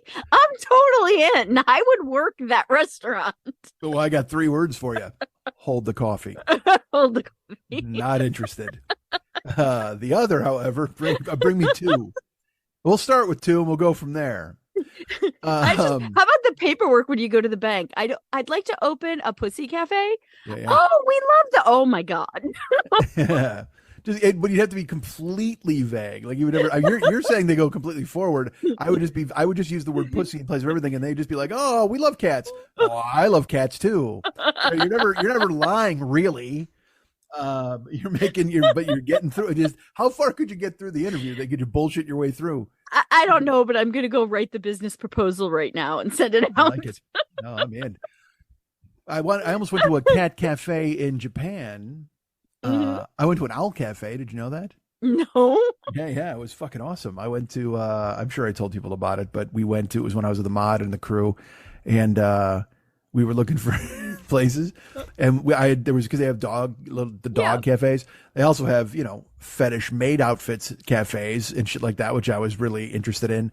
Here's the thing. When I went to Japan, I went with a bunch of chaste guys, which is the way it should be. Clearly, you want to go ahead and just have a good time and hey, look what the Japanese McDonald's serves. And then part of me was kind of like, boy, what if we went to the maid costume cafe and saw what that was about? What about the girls who sit on your lap cafe? It's like, hey, it's a cat cafe, but it's women who act like cats. Should we do that? And these guys are just like, I don't know what your problem is. I got one night to myself for Vice, and it was, you don't know this story, but I went to a, well, for lack of a better term, a blowjob house. I went in Japan, where they, that's the deal. Like you get blowjobs. Like, I mean, it's just that's what it's for. And it's literally there's a few of them because I looked them up, and there's some where you're literally like a restaurant. You're just sitting in a booth, and you're above the booth, and the other guys are, and you're like looking around, like, hey, what's going on? How you doing? You know what's happening over here? Oh, it's happening over here too, buddy. Guess what?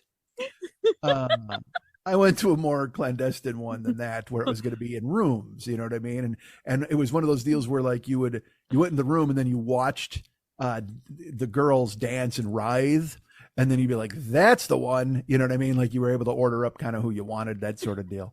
And I got there, and I was told the instructions were, you can't show weakness. You can't be scared in this place. You got to just walk in and know it. You know what I mean? You walk up to the counter. Yes. And the language barrier is a rough one too, also, because you have to be kind of whatever. And because again, Japanese people, they didn't suffer English fools well, is what I'm saying. You go to a restaurant and they would speak Japanese. So it was a lot of pointing if you didn't have somebody who knew Japanese. And I felt that was fucking amazing. I was like, you know what? This is exactly the way it should be. Why should everybody in the fucking world speak English? I never understood that. I get it because it's useful. But at the same time, if a restaurant was just like, fuck you, you're in Japan. It's like when everybody talks about how the French are so rude. I'm like, why? Because they don't speak your fucking language. You're in fucking France. You know what I mean? I mean, you're going to their places and you're in their fucking house, for lack of a better term, that maybe Americans would understand. Hey, this is my house, motherfucker, and we speak French. And these people, people get all mad. Oh, the French are so rude. And look, they probably are. And even if you have some half-ass French, there probably are. But it's that's where they live, in Rude Town. That's where they should be. We've chosen to be rude here. You came here. We got the Eiffel Tower and we got fuck you. That's what we got. We got a whole bunch of it right there for you. You want to do that? We got the Champs-Elysees and we got the get fucked. What are you looking for? Because we got all of it. We got both kinds. We got fuck you and get fucked. What are you looking for? Because it's France. They can make their own fucking rules. They get their own president. It's like Steve Martin said, it's like those French have a different word for everything. I mean, it's like amazing. So that's the deal, man. They can do what the fuck they want. So in Japan, that's how I felt about it. Like, I was very lucky because the first place we went in Japan, because we got to town, we got to the airport, we finally got to our Airbnb late. And then the next day we got up and we were just like, let's fucking just go. Let's just explore and see what the fuck is out there. So we walked all over. I made the mistake of only bringing shorts. I don't know. It was a combination of, hey man, I'm going to bring some shorts, and hey man, I don't own any pants. Like, it was one of those deals. This is 2018 when things had really hit the skids. So I didn't think to bring. I should have brought pants, because again, you might go to nice places. But I had asked, "Are we going anywhere like fancy?" They're like, "Not really. We're just going to do a lot of touristy stuff." And I'm like, "All right, I'll wear shorts," not realizing. Okay, and look, if I would have looked it up, I would have realized it. Okay, but I chose not to, so I just decided I'm going to bring what I bring because I'm going to wear what I wear, not realizing, or not understanding, or not comprehending, or actually not doing the work to find out that they have a winter too in Japan. So I show up in shorts and a hoodie, and it's we get off the fucking, you get the airport, we get up the not the bullet train, but the train, the subway to the Airbnb, and we got to walk. We had to walk about a mile to the Airbnb, and it's fucking 40 degrees outside. You know what I mean? And I'm like, this is grand. And it's piss and rain. It's just like so fucking, it's just shitty weather is what it was. And it was like that the whole 2 weeks. And in fact, we had a fucking snowstorm at one point. Like literally, but it gave me. I'll send them to you. You haven't seen them. I got amazing photos in the snowstorm. There's one where it's fucking snow is all over my head and my hoodie, and it's black, and I'm under a fucking like a Japanese arch, and behind me you see all the architecture and stuff. It looks like I'm in a movie waiting for somebody to kill. It's fucking amazing, man. It's so beautiful. That was the night we went to 7-Eleven for dinner. Because you totally can. They sell crazy hot food and all this stuff, and we just kept buying shit. That was an amazing night. We just bought a ton of food, and we just went back to the fucking hotel, the Airbnb. I think I reviewed snacks that night on YouTube. I don't even know if that video still exists. But it was so. Anyway, I wore shorts everywhere, like shorts and a hoodie everywhere we went. And during the day it was 45 degrees, and then even when the snowstorm hit, thankfully the next day it was warm. Like all the snow kind of melted. The snow, but it stuck for a night. It was, and we're out walking in and out in shorts like a fucking goof. But goddamn, that trip was amazing. So the one night I went by myself, and I was.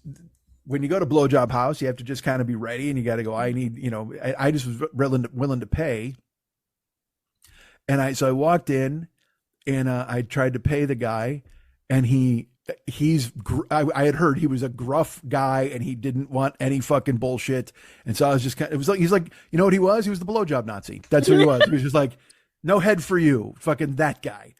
So I walked up, and I like held up my money, and he's just like, oh. He kind of grunted no or whatever, and I couldn't get past it. And finally, I had heard there might be an issue if you were white, because it's Japanese and not only the English barrier, but also maybe they didn't want a fucking English white dude in there or whatever. Maybe the women's choice. I don't even know. So all I could muster, because I didn't know what to say. But I don't know any Japanese at all. I certainly don't know what Japanese for blowjob is.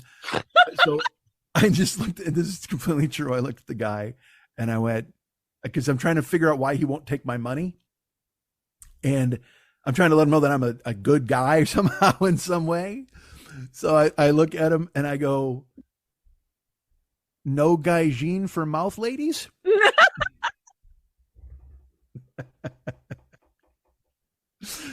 Like, just inquisitive. I want to know. I'm asking a question. I'm not demanding anything clearly. No gaijin for mouth ladies. And then he points at the clock, and I realized they were closed. It was past. They like had closed at 11, and it was like 5 after, or like 3 minutes to 11. I can't remember. And he just pointed at it, and I was like, and they're fucking closed. So now I'm like. And then I'm like, oh man, the one night I went for fucking Vice in Japan, and there's a curfew for some fucking reason. In America, I mean, even by my house, you can find fucking chicks on the street, which is crazy. In the Valley, like, I was shocked when I saw hookers in the Valley. I was like, you've got to be kidding me. Just driving on Kester I was going to a McDonald's late at night, and I'm driving, and there were women fucking. And it's usually first of the month, because I told you in Venice, I used to get approached at my car when I was working fucking barbecue. Like when it was ever the last end of the month, you'd see the girls in the skirts, and they'd come walking up to you in the parking lot. Hi. They just say hi to you. You're like, oh boy, Jesus Christ, I get the fuck out of here. Crazy. I'll never forget the one that jumped in your car. Dude, fuck that. That's the first one I ever saw in the Valley. And she got in my fucking car. Yeah. And it was funny. I had a hamburger, and I'm just like, oh man, I got to choose. What the fuck? No, fuck that. I was married and fucking terrified. I was just like, what the fuck is she? Because you don't know. I didn't, Yep. I don't know if she was nuts or she had a fucking letter opener. What the fuck was going to happen? Why has she got a letter opener? I don't know what that. Look, during the day, secretary, at night, you're out there fucking slinging it. Why not? You got to sling box. In the daytime, you're working, you're in the steno pool, and at night, you're just slinging box all over the Valley, man. With strangers, you climb into their burger-scented car. My God, slinging box is the best thing I've ever heard. There you go, slinging box all over the Valley, and then I had to drop her off, and like 6 dudes eyed her like a fucking pack of lions looking at an elk. Jesus fucking, awful. I felt so horrible for her. Happy Father's Day too, on the way out of the car. Yep. Oh, good Lord. Ugh, I have goosebumps even thinking about it. What happened to her? Jesus. All right. She's a mogul now. She's so rich. She makes so much money. I'm a failure. All right. I'm trying. How did we get to Japan? Listen, I don't know. I don't know how anything happens on this goddamn show. We were talking about a witch. I know that. We talked about, I don't even know. Who knows? Oh, we were talking about the witch. We were talking about the podcast. We were talking about Vice. Okay. But what? Because you wanted me to, that her deal. Okay. Yeah. I don't even know how we got to the witch.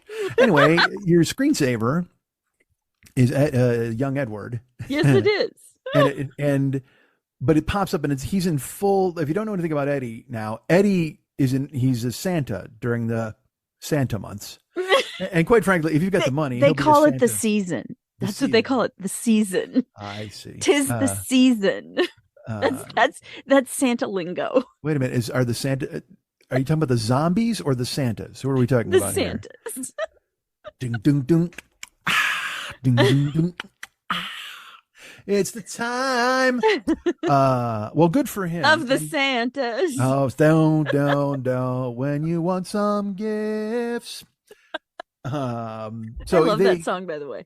You know what? A great song. How amazing is that song? Just a great song, right? It takes you right away. You're there. It's 1967 or whatever the fuck. I mean, it's just there's certain songs, and you know what? I love that style of song. It's one of those things I forget about, and then all of a sudden one day I'll be like, oh no, I want to hear a bunch of that stuff. There's a movie called I don't think it's called Freak Out. It might be called Freak Out, which let alone that tells you what the fucking soundtrack is going to be. But it's a movie Nicholson directed. I've talked about it on here before. I watched it in the middle of the night one night, and Nicholson directed it, and it's about a deaf mute girl who comes to Haight-Ashbury in the middle of 1967 in the summer of love because she's looking for her brother, and she falls in with Nicholson and two other guys, and they're just fucking smoking dope all day. And I really enjoyed the movie, and the soundtrack is the Strawberry Alarm Clock. Like they do the whole fucking soundtrack. So you all know Incense and Peppermints, blah, da, da, da. Everybody knows that song, which again is another one that immediately is like a spaceship that takes you back to the fucking late 60s. Like there's no arguing it. There's stuff that comes out of the 60s, like when Zeppelin first album is like, I think 69. And you're like, that seems fucking ridiculous. Because when you think of the 60s, I immediately think of that la, la, la, that chimey kind of fucking ethereal pop. And, but they did the score for this movie too. And there's a song called literally they have a song in their catalog called Slow Song from Freak Out. Like they didn't even, but they did the whole, so anything that happens, just a fight in a coffee house or people just out in the hate, and it's all their music, and it just, you're Cheech and or Chong at that moment. You got a contact high just from watching the movie because hearing that fucking music takes you there, right? Crazy. But yeah, that zombie song, man, the second you hear it, it's just, and because also, you know what? That song is fucking scary and ominous. Like when it came out, I can't imagine it, like people had to hear it because it's, what's your name? Who's your daddy? Is he rich like me? It's just fucking creepy, but awesome. I love that song. All right. So, Santa season, different season. It is Santa season, and Santa is all right. Her Eddie, he's a Santa during during the winter months, the season, whatever the fuck you want to call it. But when I say he's a Santa, he's not like a normal dude.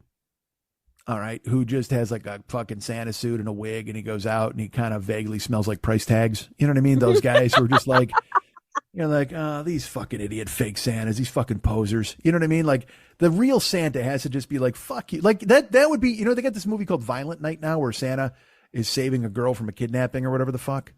I'm looking forward to watching it. I'm looking through you. When you said that, it made me think of the Beatles. I'm looking through you. I was over at my buddy Paul's house the other day, and he's like, hey man, you ever see these guys? And he pulls up like fucking 4 dudes in Nicaragua in a basement singing Beatles covers. and let's the overarching theme, of course, is they're amazing. There's a reason they put up their stuff, but also the fact, the whole, you ever seen these guys? No, I've never. I've never seen 4 guys named Salvador playing the Beatles in a basement. I just never have. I don't even know why you would think that would be something I had on my list. But then when you see it, you're like, this should be on my fucking list because they're just. And it's like when you hear about these baseball players in the Dominican, these kids who grow up hitting bottle caps with pool cues, and you're like, these guys, no wonder they're fucking so good at baseball. You know what I mean? They don't have all the equipment and shit, so they're like, let's just run barefoot through a dirt field. Don't step on that human femur bone. You know what I mean? It's like they're playing baseball in the killing fields. You know what I mean? It's like, what the fuck? These guys, there's not a lot of guys in Cambodia coming out to play in the majors. I apologize. Killing fields are there, but there's got to be some killing fields in the Dominican Republic too, I would imagine. And you know what those killing fields are waiting for? The Seattle Mariners to come in and turn it into a compound. That's it. What? This place is littered with human skulls and bones. You know what we need to call? Jerry Dipoto, general manager of the Mariners. He'll come in and fucking make this place over. But you'll hear those stories about these kids. They don't have equipment. So it's not even a joke. They play barefoot and they hit bottle caps or sunflower seeds with fucking pool cues or fly swatters. You're like, what the fuck? And then all of a sudden they're in the major leagues and you're just like, what have I done with my life? These guys, they crawled out of the primordial ooze to become shortstops. And I'm fucking here whining about doing a show every week. What the fuck is wrong with me? God damn it. I'm followed by a witch. I'm somebody, for fuck's sake. These fucking dudes they're literally dodging fucking random gunfire to go ahead and beat out a fucking bunt. And I'm sitting here like, I don't know, boo-hoo, this is so sad. I might have fucking ADHD. I don't know what's going on. Bullets whizzing by their heads as they try to steal third. What the fuck, man? What is wrong with me? So many fucking built-in hardships, and they just fucking navigate through it with a game. It's not even like they're hunkered down in a hallway going, boo-hoo, this is sad. We need to get to America. No, man. They earned their way to America by learning the fucking infield fly rule. These fucking guys are geniuses. God damn, 4 guys named Perez who are out there just fucking smoking it while somebody's being beheaded in the center field fucking bleachers. And they don't even care. They don't even have bleachers. Well, hold on, smash. Bleachers. No bleachers there. What is wrong? You know what's funny? Like, all that shit I just said makes me laugh, and I think it's fucking hysterical. And I'm like, I bet that would be funny on stage. It would not. It would not. I found it out the hard way the other day, and I'll tell you about it in a fucking minute. Oh no! It's not as grave as I'm making it sound, but it was you get wake up calls periodically. All right, so I don't even know whether we were talking about Funny Eddie. Oh yeah, he wasn't one of these. He's not a fake. You know what I mean? He's not one of these phony dudes. He's fucking. That's what I'm saying. There's posers. There's guys who play rec league basketball, and there are guys in the NBA. And fucking Eddie is in the NBA of Santa Clauses. He's not a dude who comes home and he's like, whatever, I didn't enjoy that today, and I'll drink some tea and whatever. But he's a fucking Santa 24/7. That's the deal. It's fucking crazy because the beard is his. Mm-hmm. The hair is his. Like he legit, and it's white. Like he doesn't color it came in that way, right? He's just got white. He fills it in because he's still got some dark hair in his beard, but it's predominantly white now. It is, but all right. Yeah. And that's a choice. I mean, and I'm sure it's it lucrative. Is a choice. It's expected to be when you have. There's rules. When you have a natural beard and you're Santa, you're expected to be about 90% white. They really want that Coca-Cola classic kind of looking beard. Good. A lot of people dye theirs. He did do that one season and was like, yeah, this really isn't for me. So he's good with color. Well, but what he does now, it looks completely natural and amazing. Absolutely gorgeous. The photos from Underwood, he was at Underwood Family Farms, and they put some photos up of him with kids, and it's just absolutely fantastic. His press photos and promo photos are gorgeous. Yeah. There are people who can step into a character and make it come to life, and he just does that with Santa. Plus, he speaks Spanish, so it's amazing. He's learned how to say Merry Christmas in a bunch of different languages, sign language. He's really out there connecting with the children, and that's what you know, it's not about what they want for Christmas. It's about the experience of they got to meet Santa. Yeah, It's amazing to exactly. watch. Yeah. I don't doubt it. So he speaks Spanish, so he's not only Santa Claus, he's Santa Esmeralda. He's got that going too, so he can. Santa Esmeralda. That's a band that sang a song. Okay. I'm just saying it struck me as Yes. Spanish. Yeah. Yeah. Well, but I can speak to this because again, I was Santa once, and I've told this story where I was a kid. I was fucking, what was I, 18 maybe? Yeah. 17. And I was in the mall. I worked at the record stores when we were in the middle of bankrupting a record store. When we were busting that out the back door. I took some time out to entertain some children to save my soul.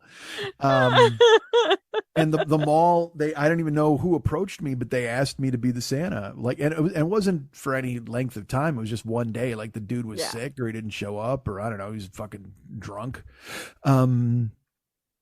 But I donned the suit and the beard, and look, I looked atrocious. I mean, when you look at Eddie, you're just like, Jesus Christ, this guy, he was sent by God to be Santa. You know what I mean? He just looks like it.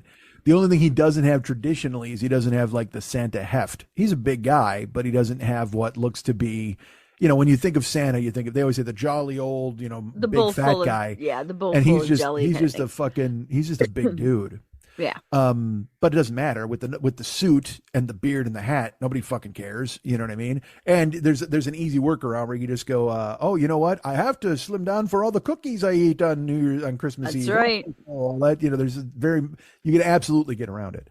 But I had a suit that was grim. You know what I mean? It just, the fucking, the beard and mustache that I wore smelled like the previous owner's failures, you know what I mean? That kind of thing where I'm like, oh, these fucking guys. But it does not, I mean, it looked terrible. It was askew and the suit was kind of floppy on me. And I was a big dude. I was 17, 18, but I was only probably like 230 at the time. But none of it matters. No. None of it matters to a child. Because what I had to do is I sat in the center of the mall and there was no big production. No, I walked in and waved at everybody and all that kind of stuff. Yeah. But then I sat in the chair and I read stories. Yeah. I read stories to them. And then they got to come up and do the lap thing and tell me what they wanted. And they, not one of them had any sort of doubt or any inkling that I might be anybody other than fucking Santa Claus. Yeah. And so they listened to my story, like I want to cry now talking about it because of the full innocence on display that you see when these children look at you with this reverence and you are everything to them in that moment. And you read to them and I'm getting choked up reading to them for Christ's sake because they're all just, it's mad to them. You're magic. It's magic. You've literally Santa shown is up. magic. Yes. And then when they would come up and they would, some cried, some were sad, most weren't. Some were super eager to talk to me and ask for stuff for me and for their neighbor or for their dad. Some had a list, some just stared. It was crazy. And you wear the suit and if you care, you're fucking Santa Claus to them. Yep. You can't betray any sort of, cynicism or, oh, when is this over? You know what I mean? Like as long as you throw yourself into it, they're going to, and look, even if you didn't throw yourself into it, a kid's not going to sense cynicism, but you'll hate yourself if you're ever mean, you know what I mean? Like cynical with a child on your lap, you know what I mean? In a Santa suit. Let me clarify that. If you don't have a child on your lap for any other reason besides that, unless it's your child. Wow. No, I just want because who knows now? True. Who knows it's now? True. There'll be one person will write me a fucking note and just be like, when I saw Santa as a kid, oh my God, I'm sorry. I'm very sorry that happened to you. Yeah. No, that's not what I'm talking about in the abstract. Yeah. Or your uncle or whatever the fuck. I get it. I know. And I'm sorry. Here's a blanket. I'm sorry for anything I ever do going forward. How about that? It doesn't work that way. No, take it. Mark it. Fucking put a pin in it. Today is the day I said I'm sorry for everything ever. And I never have to fucking say it again. I don't want to fucking hear it. So when I was this fucking dilapidated, low rent fucking Skid Row, Cheech and Chong sketch 1970s Santa, I looked fucking ridiculous. You know what I mean? But it didn't matter to the kids. So I can't imagine what happens when Eddie who no doubt taught himself to wiggle his nose somehow, it magically appears and wiggles his nose. And then everybody just goes, what the hell? Even the adults have to be like, just blown the fuck away. Like I don't know who's paying for Santas. I don't know if he's going to individual parties or if he's going to all over the A little place. bit of everything. Well, you must, if you pay for him and he shows up, you have to just, because again, my buddy he's gone to birthday parties in a Barney suit and shit like that. You know what I mean? Yeah. You just go and you're like, ooh, whatever the fuck. But Eddie, he just looks remarkable. I mean, I can't even stress enough how crazy it is to see him and go, oh my God, it is Santa Claus. It's crazy that it is Santa Claus. Yeah. And then on top of it, here's the fucking secret weapon of the whole deal. It's not a job for Eddie. Like No. Let's put it this way. If he didn't have the beard and the hair and the suit, he's still Santa Claus. I don't know. You know what I mean? It's the weirdest thing. Like that's who he is at all times. And he's run afoul of his happiness in the past where I've made fun of it, or I've been like, what is going on with this guy and this relentless fucking cheerfulness? I don't fucking understand this at all. Yeah. But it's, and also when you take into effect that this dude, he was a Marine. Yep. And then a Ringling Brothers clown, and now he's fucking Santa Claus, and he's performed at the Magic Castle and shit like that. He's you know what he is? He's the human embodiment of what I want to be when I grow up. As a kid, if you thought you never had to stop being a kid. Does that make sense? It's funny because he always told me that when he was a kid, there were 3 things he wanted to do. He wanted to be a cop. He wanted to be a clown. And he wanted to be a magician. And I said, what do all of those things have in common? And he goes, they help people. Yeah. That's who the fuck he is, man. Yeah. It's just, I teared up. That is who he is. There is not a moment where he will not take the opportunity to make somebody smile. And it's not because he has this empty void inside of him that he's trying to make himself smile too. It's because it's pure joy to see the world happy for him. Yeah. And it's the reason that he stays with me is because he brings that part out of me as well. And I kind of bring him down to earth sometimes, I think. Yeah. So it works well with us, but he is genuinely, how can I be of service to mankind to make the world a better, happier place? And he adores children. He doesn't ever want any of his own, but he just wants to make kids' lives happier and smiley and fun. And, from teaching magic at schools to the summer camp, to the Santa, to it's astonishing. And if you want to see a picture of him, he has a website called funnyclaus.com because he's funny, Eddie. So he's also Funny Claus, and you can go see a picture there. He's on Facebook too, but he just is the perfect Santa. If we had our own rig, I would make you come over and sit on his lap and get a Christmas picture taken. But we're not doing anything public right now. We've got some Zoom stuff that he's still doing before the end of the year, but the season is kind of over. Right. But next year we're doing a Mike Schmidt Christmas card with him because it would be fantastic. Well, I sat on Santa's lap a couple years ago with David. Me and Max went, and and Santa was there, and that was when I looked decent enough to be photographed. You still look decent enough to be photographed. Oh my goodness! Well, don't kid yourself. I'm certainly an attractive gentleman, even in shorts. Oh boy, even in Japan.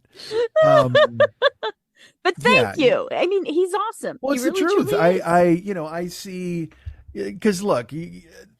There's a lot of stuff to not like or be cynical about or to be angry at or whatever the fuck. I just, and again, I will look at Edward with a jaundiced eye sometimes. I'm just like, what the fuck, dude, with the fucking ear and the barking and the bullshit and whatever the fuck. I admit it. But at the same time, that's my own fucking bullshit coming out. You know what I mean? It's just me going, because I'm cynical and I'm just like, what the fuck? And I'm back at the classroom, you know what I mean? Spit wads and all that kind of shit. And he's just this, fucking sunshine. What the fuck, man? Go ahead. Everywhere we go is Cheers. Does that make sense to you? Because they know who he is. Yeah. We'll go to the thrift store and we'll walk in the front door and we'll bark and you'll hear the girl behind the counter go, "You need to leave your dog in the car." And then she just giggles and then everybody turns around and then we're walking in the back and he'll bark again. And people are like, "Is there a dog in here? Is there a puppy?" And everybody giggles and finally they catch him and he barks and he looks at them and they smile and everybody just smiles a little.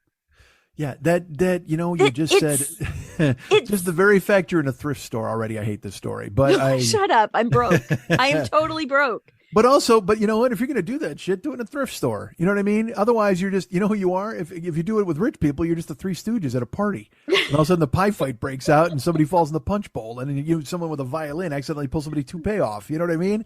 Like, do that shit to make people happy in a fucking, because it's a ton of grim people who are just like, we're eating fresh tamarind and making a sour face. You know what I mean? It's even help those people. The restaurants that we go to on a regular basis, they all know us and they smile and they're happy when we walk through the door. And I'm just like, it's shit to work in fucking a restaurant right now. And the fact that people are happy to see people come in is wonderful. And it's not just because we tip nice. They're happy. They're happy and they smile when Eddie walks in the door. Nobody's like, you. Oh no, is that the sourpuss who needs a special chair and can't drink cream? Oh no, is that the person we have to make sure we have an elbow pillow for her, or else she'll fucking talk about it for months? I wish I wasn't broken. Is she the one who's going to say, "Oh, I only have 14 cents. What can I get for 14 cents?" You know what? Please, what can I get for 10 cents? Because 4 of those pennies are yours. Got a tip on everything, folks. Don't think you can get out of it. You got 14 cents. 4 of it's a tip. I just tipped. Who did I give money to the other day? And I got no money. I got fucking nothing. Yeah, but there was a kid, and he was fucking. It was fucking pouring rain. He's outside of Ralph's, selling fucking candy bars and shit, or whatever the fuck he's doing, and for his wrestling team. And look, nobody knows if any of that's true. I sat out front of a grocery store and pretended to be for UNICEF and collected a ton of fucking money once. You know what I mean? And so I don't know who does shit and who doesn't. I love your holiday stories. Oh boy. That was more of a, hey, mom's coming home a lot earlier than we fucking thought story. So me and Mark fucking and Kenny went out there. All right. So, yeah. So I don't, I walked up and I never have cash. And I went and bought groceries and it said, "You want cash back?" And I'm like, "Fuck yeah, I do." You know what I mean? And I got a 20 and then I got change for it. So I could have 2 10s. And then I walked outside and he just went, "Hey sir," you know, because I said, "I can't help you, man. I don't buy candy bars." And then I went to my car, but I did it on purpose because then I grabbed water. I always have bottles of water in my car. And I walked over and I handed him $10 and a bottle of water. And I said, "You should not be out here." And his face, just that thing, like, you know, and he tries to give me a candy bar. I go, "I don't want your candy bars." I go, you shouldn't even, "I'm sorry that you're here. And I hope it goes well." And, you know, whatever. Cause we had rain here. This is a couple weeks ago. It was brutal.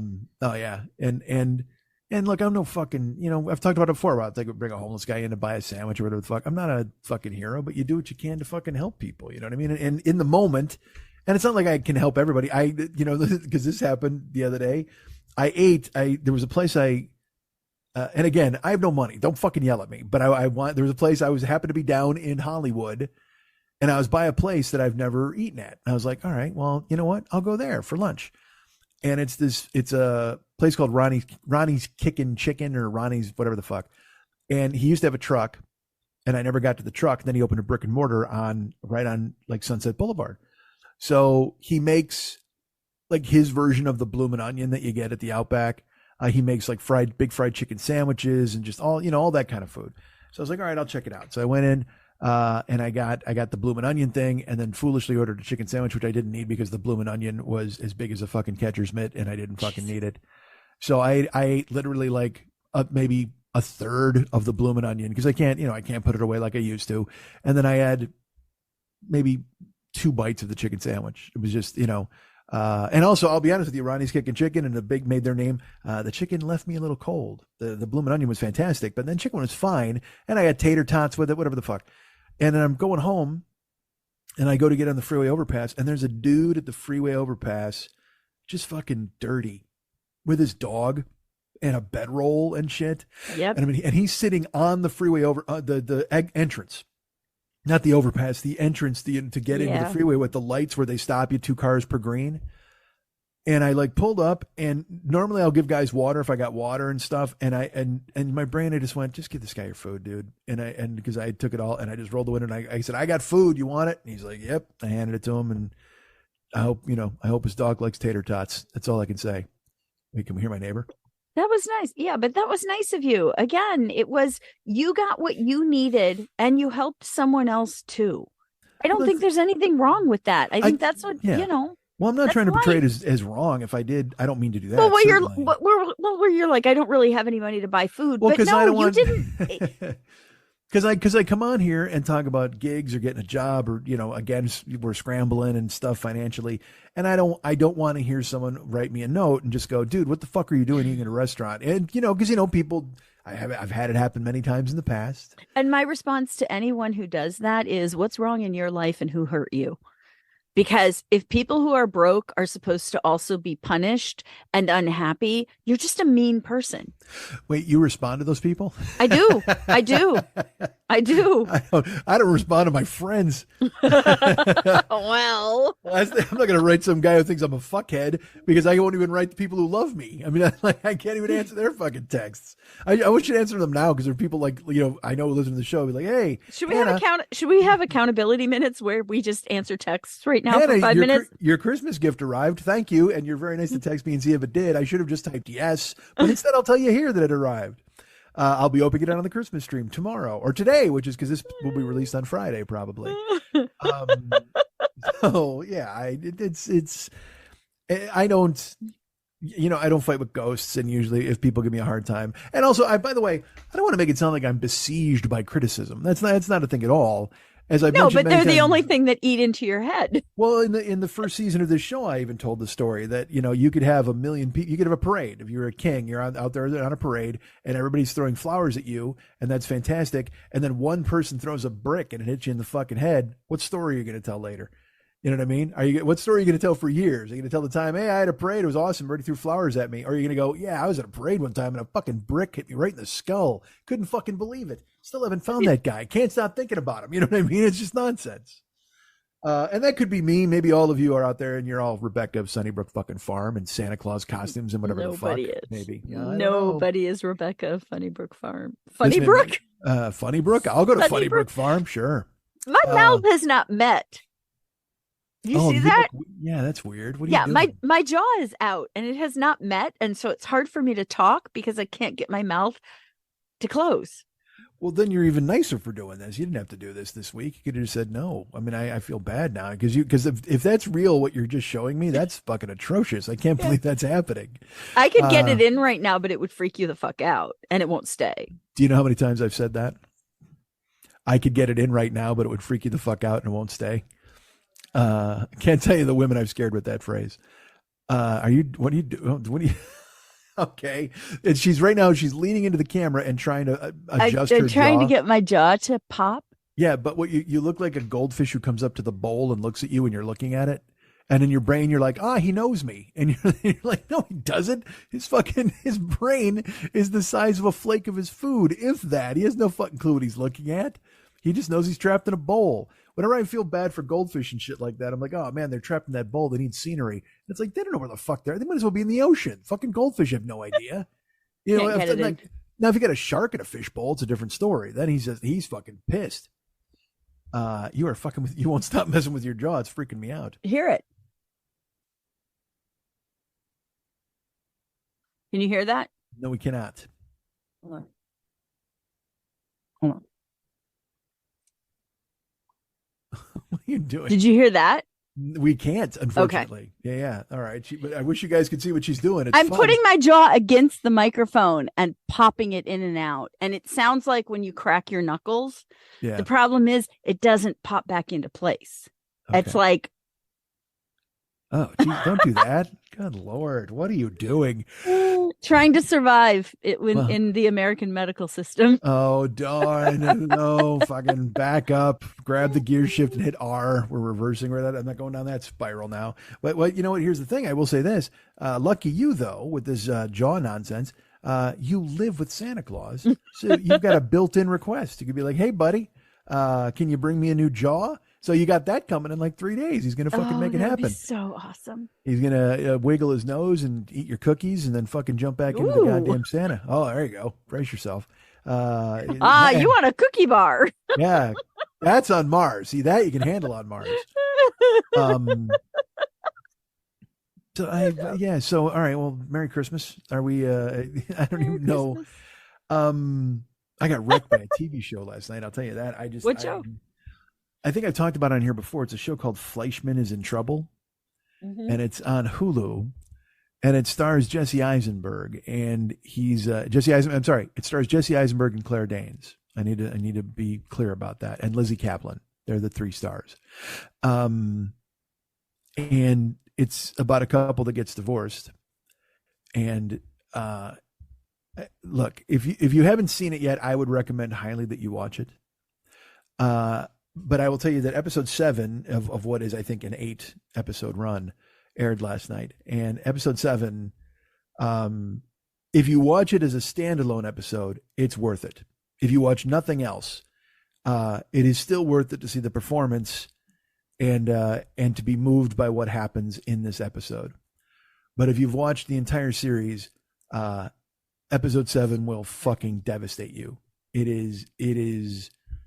It took me out. Like, I was fucking, and again, look, I am who I am these days. I mean, I've been me for a long time. But I was destroyed. Like, I was sobbing watching this fucking show. Like, I had to stop it a couple times because of things that happened. And it was Jesus. There's a scene, dude, that is so fucking, there's a few scenes that I think are extremely powerful. And what was funny is after the show, I went and read a bunch of people recapping the episode or talking about it. And they all picked this one particular scene as being extremely powerful. And it is, but it's not even close to the other one that happens. There's this other scene where you're just like, what?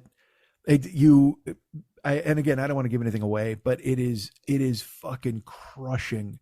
It is crushing. And I could not, I mean, I was like sobbing, like making noises sobbing, and I had to fucking stop it. I didn't realize I was doing that until I stopped to press the remote. You know what I mean? And then I'm just like, you're doing that thing where you're breathing in heavy and stuff. Oh my God, dude. I mean, and then it was one of those deals where like, I was going to watch that and then maybe watch a movie or something. And that ended. And I'm like, I don't want to do anything. Like what I want to do, I either want to watch this again and feel horrible and also fucking energized and alive over again, or I want to find this person and hug them forever. And even though they're a fictional character, you want to find them and just go, oh no.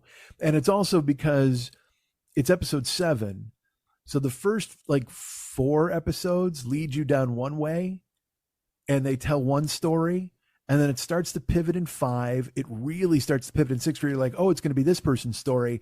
But then in 7, they tell another person's story that you'd seen, it's essentially you're seeing, it's a divorce. Yeah. So the first 4 episodes are giving you the one side of the story. And so you totally empathize with one character and you're like, oh my God, I can't believe this is happening. I can't believe they would do that to them. I can't believe this would go on. I can't believe they would do that to their kids.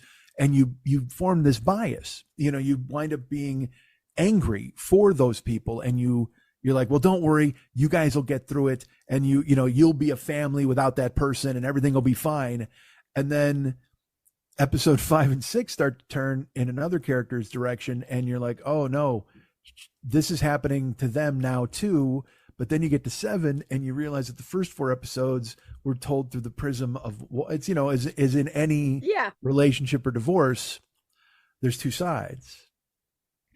And you get to episode 7 and you see the other person's side and it my God, I can't even explain. It's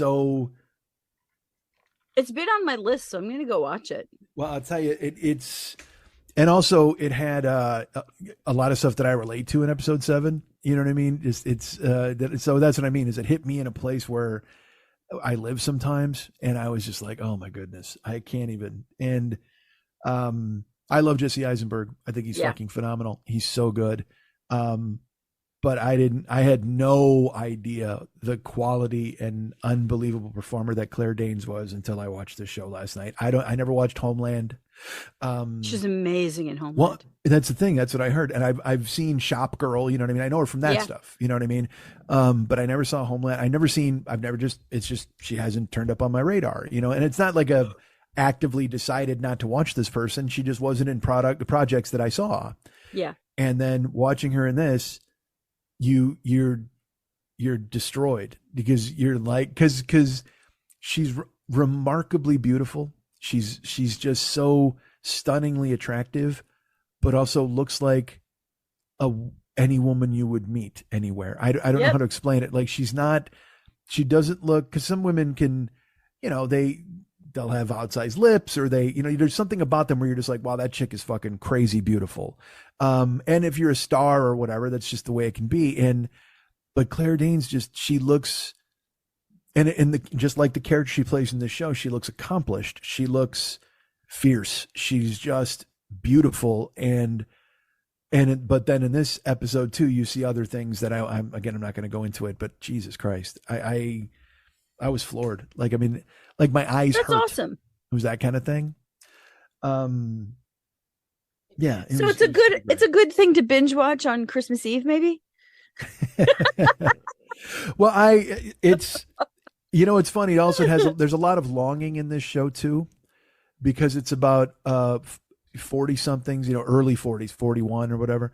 And they live in the city and they're rich, they're accomplished. And then they had a marriage and fuck it didn't them. work.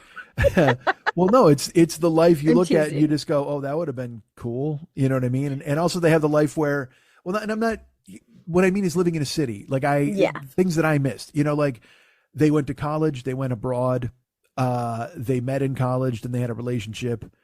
And there's an episode, I believe it's episode 2, that shows you them getting together. What are you laughing at? I'm thinking you dropped people off at a college once, and you dated abroad. Yeah, all of those things so are true. Dumb. No, it's funny. I'm trying to scrounge up blowjobs in Japan. These people are fucking doctors and agents. Trust me, they were trying to find them too. Oh, boy. They're just at a higher class venue. It's called Mouth Ladies. There's a scene in this show where someone is basically telling their family history. They're saying that I'll just fucking say it. Claire Danes, her mother died at an extremely young age, and then she was kind of rejected, so she didn't have much of a family upbringing. And it's an episode where their relationship we're getting from the time they met, and then the time they dated, and then she taught him to ice skate, and then all the ideal couples landmarks, signposts, yeah. They move in together, they find a coffee table on the street and they bring it upstairs. It works perfect in their apartment, like all that kind of stuff. But then they're under the covers, and they're literally under the covers in their bed, and they're looking at one another, and she's telling him this stuff, and he looks at her and he goes, "How could there be anybody who doesn't love you?"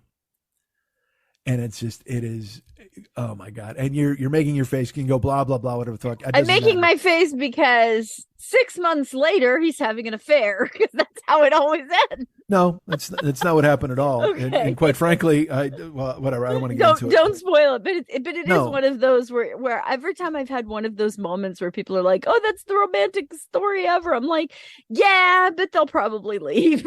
Yeah, but don't.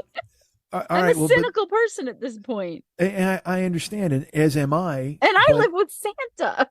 But not for long with that kind of attitude, Missy. But you can look upon it and understand that for some people it holds. It does. And for some people, and also when you say those things in those moments, you mean them. I agree. And you can't not say them for the fear of in 11 years something might be different. Yes. And so when you see it happen, it's beautiful. You've been in those situations and you've said those things and you've done those things, and then to see them replayed in such a way. And also we're privy to the fact that, this is the telling of their past. Yes. We already know they're divorced. So you can choose to put walls up and be like, oh, this is, it's going to be all changing soon. Or you can look at it and just go, what a tragedy that didn't hold. That's how you break your own heart. I put it back together first. Okay. That's cool. So I get that. When you see it, you like I said, you're even in the face of the fact that knowing they're divorced, when he says that to her in that moment, you go, maybe this can work. You know what's happened and where it's gone. You're thinking, maybe this flashback holds this time, and this is And look, there are manipulative people who say those things in the moment, and there are people who say those things to get things that they think they want or need. But there are people who say those in those bare and naked and raw moments, and they absolutely mean it when they have nothing else to hide behind. And it's astonishing when it holds. No, I agree. I have been with Eddie for, gosh, forever. I can't remember being married before. I can't remember since he was an ex-husbands. elf in the mailroom. There's a baby elf in the mailroom, yes.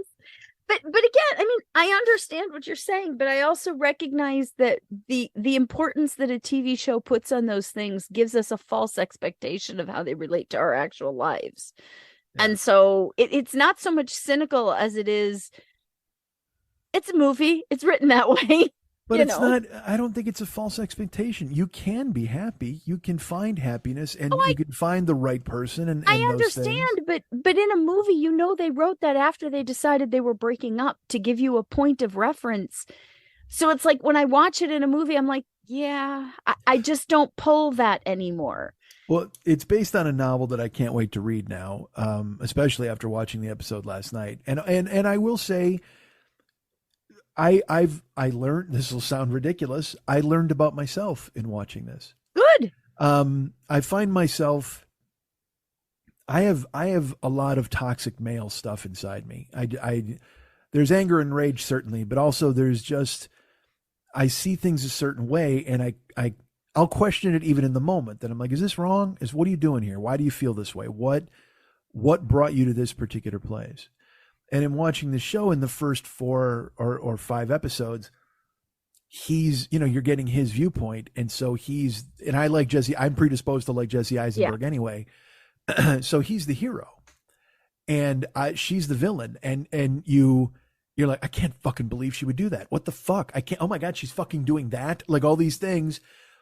And the magic of this show is when it gets to a certain point and it starts to pivot, and you have to check out of your own mind and view your own biases and realize, oh my God, why did I feel that way when clearly this was also happening, or this, and there's a line in the show last night where Lizzie Kaplan, because there's a lot of voiceover. If you don't like voiceover, I understand.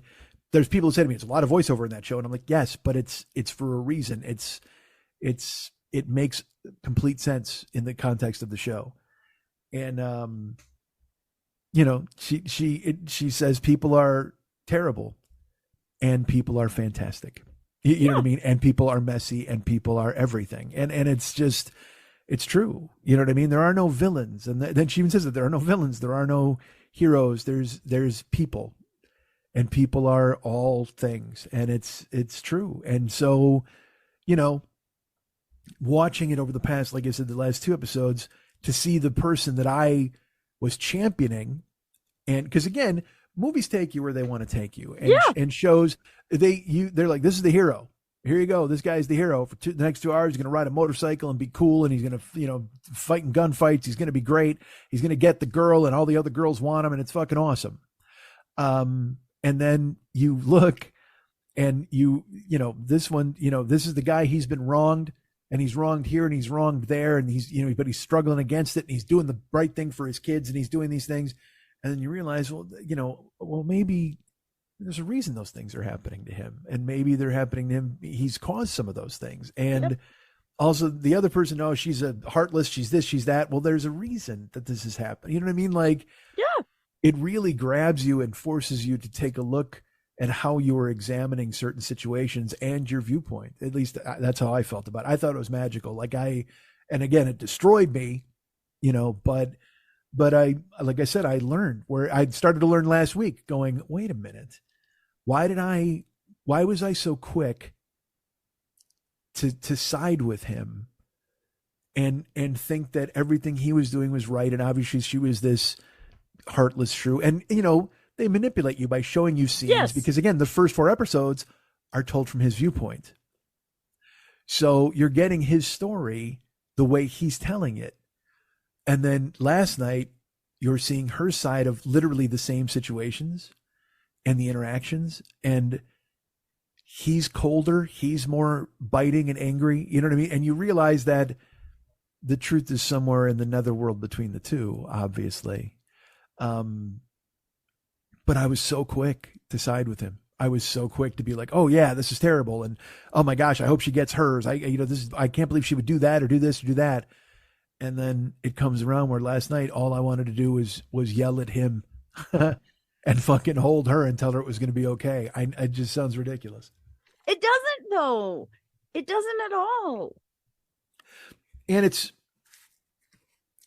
a credit to the performers. Yep. And it's a credit to the material. Yep. That it would take me to those places, and the very, Claire Danes is a revelation. It's like when I saw Mia Goth in Pearl, I've talked about that on here with you, I think. Yep. When I saw Triple X, or X, I should say, and Pearl, because Triple X is the next one. I saw X and Pearl and I was just like, dude, I was fucking blown away. Pearl is ridiculous. She should win every goddamn award there is. She won't even get nominated, but she is Mia Goth is a fucking, I will watch everything she ever does. I couldn't believe it when I watched it. I sat in the theater and it ended in the theater and we all people I didn't even know, we were looking at each other like, dude. And then we wound up talking in the lobby about it afterwards. I'm talking to strangers in the lobby about what we had just seen. And it's so funny. I'll tell people to see it and they're like, yeah, it's like you just, you and I, before we got on the air, yes, you were talking about getting after people a little bit, you know what I mean?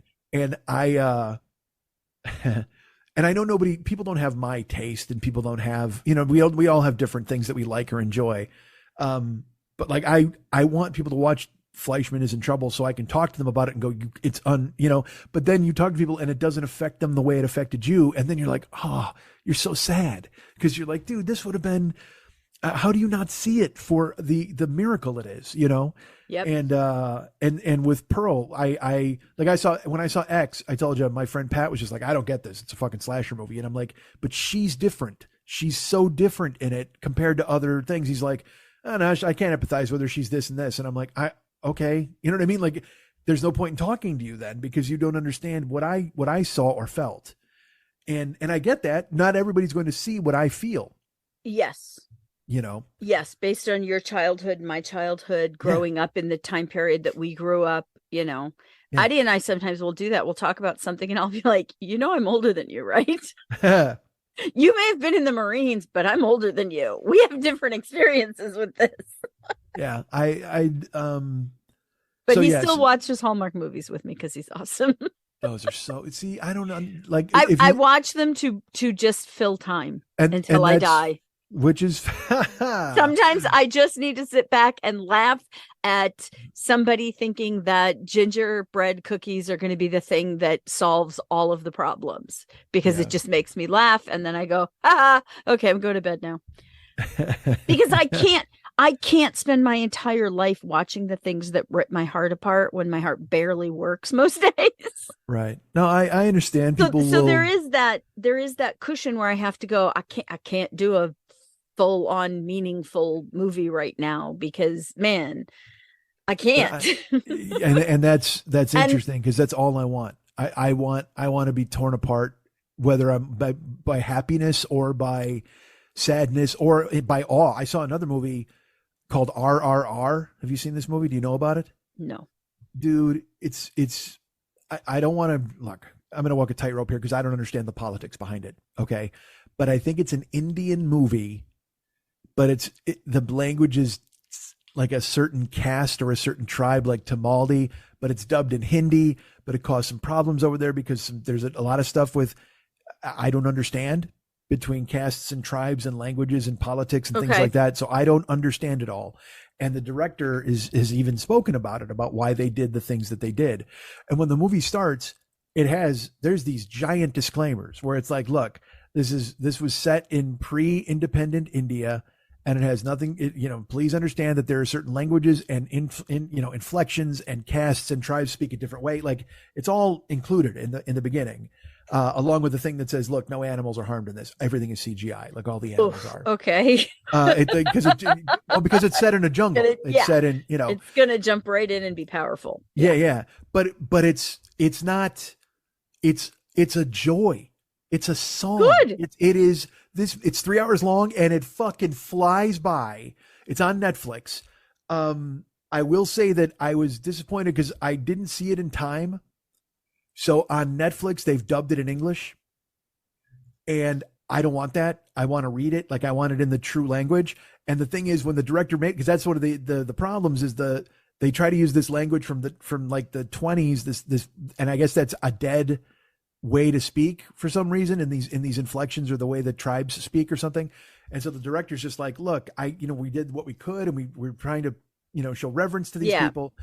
But it's it is alive. It's alive, this movie. It is crazy how fucking good it is. And like I said, it absolutely flies by, and it's got, again, it's one of those things where like it'll probably be nominated for like best foreign movie, but it shouldn't be. It should be nominated for best fucking movie because it's just so unbelievably great and over the top. And you watch it and and I'm cheering in my house and clapping and going and laughing and going woohoo. And I will say this, I watched a half hour of the English dub, and then I went and by other means and I found the Hindi version.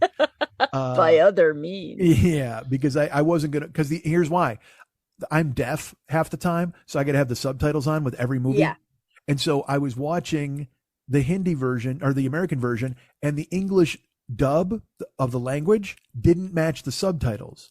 It would be off, just like if it was something like, we need to go get the car and leave, the subtitles would say, we should probably leave. What say we go get the car? You know what I mean? Yes. And it was just, it didn't that match. happens a lot. Yeah. Oh, it drove me crazy. And after a half hour, I turned it off. And I wrote a buddy of mine, Paul, and I was like, hey, dude, did you watch it? Because he had been raving about it on social media. And he was going on and on about it. And I was like, hey, man, did you watch the American dub or the Hindi dub? Because I saw it in Hindi like 2 days ago even. I go, it's not on Netflix anymore. It's only in English. And so whatever, I found it, and it's just, man, what a fucking home run. So having watched those over the last 2 days, like I experienced the highest of highs with RRR, where you're like, this is fucking crazy good. It's so beautiful and amazing, and children should watch it. Everyone should watch it because it's got a message. It's fucking crazy great. And then I watched Fleischman is in Trouble, which absolutely, when we finish here today, I have to go outside and find my heart, because it literally leaped out of my chest and flew away, because it didn't want to be subjected to the crushing emotion of any more of that episode. It was, I think I cried it out. Literally cried my heart out of my eyes, and it ran away. It grew legs like a cartoon and split. It's like, what are you doing to me, man? And fucking bailed. All right. You're going to, it's good to know you can feel. What are you talking about? That's all I've done is fucking feel. The only reason this show still fucking exists is because people know that I can somehow feel shit. Like if I was gray block or whatever the fuck they call it, people wouldn't listen to this fucking thing. I'm just laughing because I made you literally spit water, and that makes me very happy. Because the very fact that you can still feel, that's all I do is fucking feel. What are you talking? I'm a fucking bruise. It's ridiculous. All the time. I am the sum of my experiences, and all of them involved haymakers, man. What the fuck? What are you doing for Christmas? Going to my brother's. Okay, good. I think.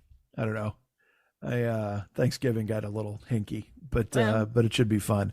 Well, I love it, and it's just me, Lenny, and his kids, you know, and Lenny and I are great, but I ran afoul of some Gen Zers on Thanksgiving, from what I understand. And, I hope it's fine. And let's put it this way.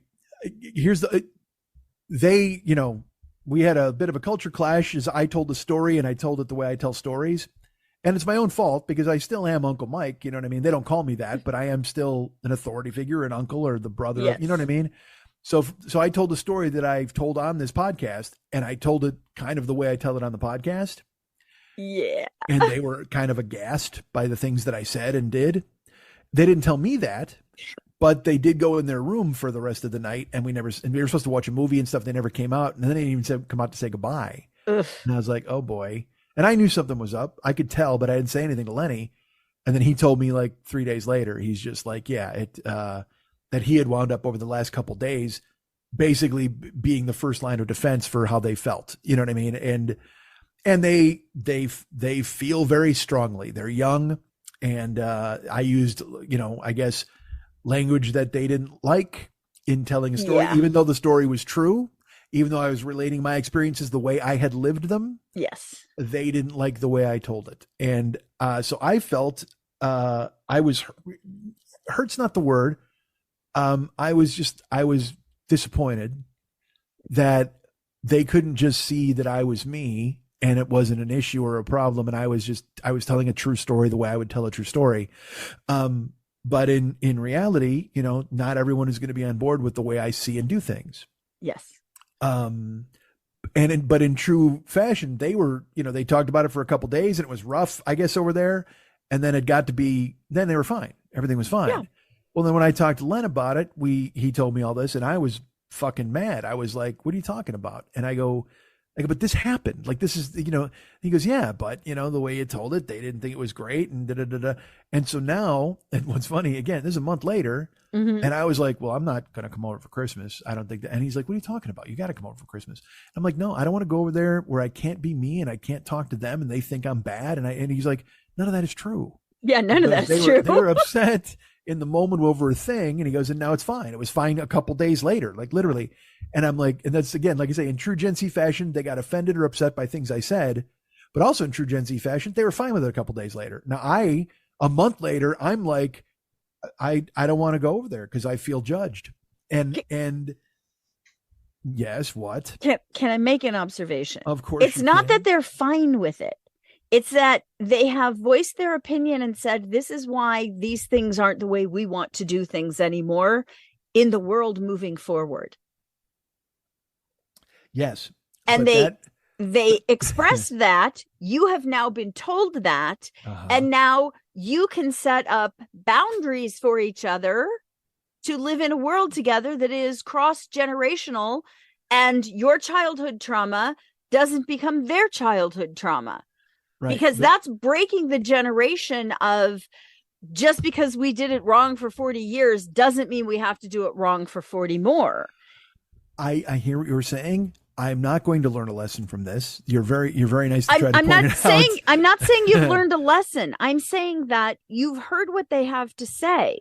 Now it's your choice of how you want to interact with your your nieces and nieces. Yes. So I will have to remove any and all rough edges and just be a high and by and care about them and see what they're doing. But I can't put any of me into things that I say or do. And I can't be flip. I can't be quick. I can't make jokes and do that because for fear of one of them landing in the wrong way. And I don't want to do that. Because they didn't have me in their life for a very long time. Yes. I don't want to give them a reason to take me out of their life again. I don't think they don't want you to be you. I think they want you to be a better you. And that's all anybody wants. Because podcast Mike does not go over well at, we used to joke about book me at your wake. You wouldn't tell some of the stories you told, which is why that is so funny. So I think it's just the reality of telling the stories the way you tell your stories is specifically done for podcast, for comedic effect. And sometimes that's not necessary. You're right. It's just a matter of me. I have to learn, you know what I mean? I guess going over there, but that's the thing. It's like, I don't, you also can get resentful of having to learn all the time. You know what I mean? Where you're just like, can't you understand that I'm me and I don't change is hard. Yes. But again, you want to be a better you at all times. So I think this is just another part of that opportunity. True. Well, all right. And I'm not saying you're bad. I'm not saying you're bad. I'm saying that breaking the stuff that is not the best. But that's the thing. I wasn't out of line. I told the story and I told it in the way I tell stories. And perhaps but they felt that the other person was getting short shrift in the story. And I'm like, but that's what happened. And I was dismissive or whatever of the other person. I don't want to get, So basically they watched the first 4 episodes of you telling that story and didn't get to hear the 4th, the 5th or the 6th to see the other side. True. Does that make, it's a perfect analogy of that. Yeah, no. It makes sense. I can tell you that the world right now, because you've said it before too, I just want to be happy, man. Yeah. Like what you like. And so when stories come off like this, they're great for comedic effect and they're beautiful and you are a wonderful storyteller. Yeah. But man, there are things I can't talk about with people who are 20 years old because there's, 2 generations away, 3 sometimes, because I'm 56 now. Yeah. We wandered the streets aimlessly. They have telephones and call home and order food to be delivered to their house. It is a different fucking world. Yeah. Not necessarily better, but certainly different. Yeah. No, I hear you. I understand. And it's true. They saw the first 4 episodes. Yeah. But they don't need to see the next 3 episodes to consider the other viewpoint. Yes. Whereas I made up my mind after the first 4 and then had my opinion changed. Yep. They are willing to, from the beginning, instantly see both sides. That's a future I wish I could live in. But I felt judged in the moment. I didn't like it. And because I felt, judged, I guess. Do you think they left because they didn't want to judge you?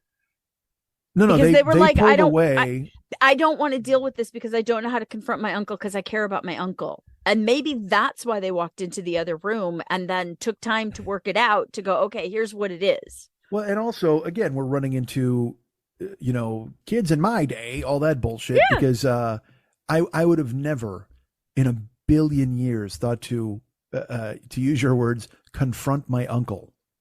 That's my uncle and he's going to do what he's going to do and I'm not going to change his mind and he's a fucking, you know what I mean? Like, but that's how nothing changed. That's why we still have racism. That's why we still have sexism, because everybody is afraid to speak out on the things that they see as unfair or unjust. Good. No. That's the way everybody shut up. If I can give you any Christmas message, everybody shut up. I can't tell you how many people just don't talk to their families anymore. Yeah, I know. Because they're not going to raise their kids with the same kind of insecurities and instabilities. And again, I applaud them because it's really hard. And it's hard to be the older generation. And I have to constantly remind myself, I'm old and we don't have Borscht Belt comedy anymore. Yeah. It's hard. Yeah. No, I hear you. But I hope you have a wonderful Christmas there. Yeah, I will. Again, they're lovely and it's fun to go there and hang out. Again, it's nice to have part of me. We've talked about this before. There are the people who make their personality out of pumpkin spice. You know what I mean? Yep. They're just like, yay, we. And there are the people who make the holidays their personality. And then there are the people who make the I hate Christmas their personality. And of those groups, I'm absolutely all for the people who make I want to put on my Christmas lights on Thanksgiving, night. Like I would much rather be those people than because there are people on my social media now who are can't this just end? Oh my God, can't it be fucking Monday already? Can't we just get through this Christmas bullshit? And I'm not even talking like, Phoebe Cates and Gremlins. I found my mom's skeleton or whatever the fuck happened. You know what I mean? Like the dad. Yeah. And it's like, it's whatever. I shouldn't be laughing. It's terrible. But it's true that happened, in a movie it happened. Yeah. But I mean, so that, look, I understand. Then you've got some ingrained sort of fucking terror of the holiday and you hate it and it brings back terrible flooding memories. And I know not everybody had idyllic, childhoods and all those sorts of things. But the people are so vocally against the holidays. I'm just like, what are you doing, man? That's just as bad as the people. What are you laughing at? I'm laughing because my sister every year says, I just miss having you here for the holidays. And I really miss it. I was like, I don't know if you remember, but you skipped most holidays and stayed home or went with your husband to his family. So you wanting to have the Christmas that you remembered once. All I remember is people yelling and screaming and doors slamming and nobody talking to each other and me just leaving going, why do I come home for Christmas? But as time is running out. Yes. And as we all see the end, you think to yourself, man, it would be great if everyone got together and it would be awesome. And I mean, and I felt that way. It would be great to get a puppy. But I'm not going to get one of those either. Yeah.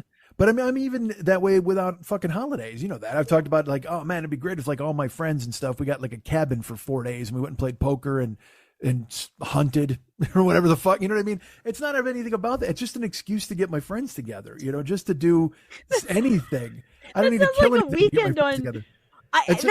Go ahead. Sorry. It's the big chill. It's literally It's the big chill. Yes. Yeah. Yes. In my brain, I would love to do the big chill with all of my friends. Like that would be fucking insane and the greatest. And, but even now, like it's funny when even trying to get somebody to go to a movie or do something, it's like, nah, I can't do it. And again, I'm a decent alone person. You know what I mean? I can watch shows or whatever. I go to the movies by myself all the time. I'll go eat by myself. But it would be pretty fucking cool to just go, what are you doing, man? Hey, let's do this. Or yeah, I went to my buddy Paul's house, to Gilly, Paul Gilmartin's house, and we just fucking, yeah, he gets called Gilly. Everybody's in the poker. Gilly from Saturday Night Live? No, that's Gilly?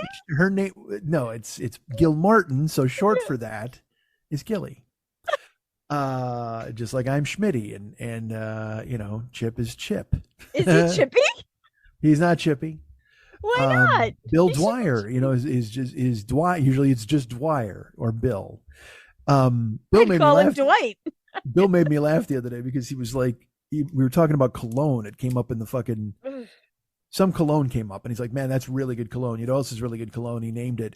And he started talking and I just went, you know, I'm 55, right? You are aware of that. You know, I'm not wearing cologne ever again, which is a shame because I have really good colognes that I just don't wear. And I will say this, I did during the pandemic, there was something, it sounded like it, I just wanted to smell it. So I bought it. Like it was like, it sounded so good. And it's from a company called C.O. Bigelow. And it's black pepper elixir. No. And I was like, I gotta smell that. I gotta see what this is. And I grabbed it and I have it in my cabinet and it is, oh my God, it's amazing. What does it smell like? It smells warm, but also fresh, which is really hard to do. Yeah. Because I don't like warm scents. I just don't. I told you, we talked about this before. I bought this, there was a cologne called Yoop. And I bought it once. I don't remember that. It's Joop. It's called Yoop. And I bought it and I put it on one day. And by the end of the day, I was sick to my stomach because it smells sweet. Like it's really sweet smelling. And I was like, man, that's not for me. I like real crisp, fresh. Like I've talked about it a million times. There was this stuff called Clarins that I bought. It was asexual. So like men and women could wear it. And it's really kind of like a spicy smell, which was weird. I normally don't like that. But then there's stuff called Gendarme that was very citrusy, which I really enjoyed. Gendarme. Yeah. I mean, there's a Burberry Touch, which is also citrusy or kind of fresh. That's what I like. I like a clean, fresh. Because a lot of guys stuff goes toward, and now I'm Dwyer. What the fuck am I doing? Jesus Christ. I shut him down in with 1 sentence. You know, I'm 55, right? I'm never wearing fucking cologne. And here I am with a fucking pipe in my mouth, acting like I'm tasting it for fuck's sake. I'm talking about it like it's fucking wine. The tannins in the Burberry Touch. Shut the fuck up. What happened to you? I can't be a cologne guy. It's too expensive and I'm too fucking old. All right. Okay, I'm going on the cologne. You're done? You're out. All right. Well, and what are you doing for Christmas? Are you home? You just doing that? I am staying home. We're gonna go see his parents on the 26th. Because they've got his brother has kids and they do stuff with the other grandparents. And so they're all doing that and we're getting together the next day. So cool. Because I'm disabled. I don't like being out among a large group of people anyway. So sure. Yeah, no, I hear you. It's hard. Yeah, I know. You're like, who is it? You're like, you know what? You're Mr. Potter. That's who you are. We're rolling around your wheelchair, just hating fucking Christmas and yelling at people. Yeah, that's who you are. You're going to steal $8,000 over the weekend. Good for you. Oh, that would be awesome. I like Christmas. Don't get me wrong. I put my little Christmas thing up. It's behind me. I'm in the way. You can't see it. Which way sure, to go. I see it. There it is. There's a little Christmas thing there. It's lovely. I like it, but and you're wearing your Christmas robe too, which I'm is wearing. I got got a Santa robe for Christmas from Eddie, and I bought him a giant magnifying glass because he's learning how to crochet. And he's having a great time with that. It's good when you have ADHD. Crocheting is very much counting and moving. And if I could still use my hands that way, I probably would too. But he was like, I'm trying something new and different and fun. And I'm like, good, enjoy it. I'm going to leave you with this. You mentioned ADHD. Yes. A listener to the show, Will, he posted last week and he goes, I've been listening to the show for 10 years. And I've listened to all of the back episodes on YouTube, and I have never laughed harder in my life at this show than I did when Mike said he doesn't have ADHD.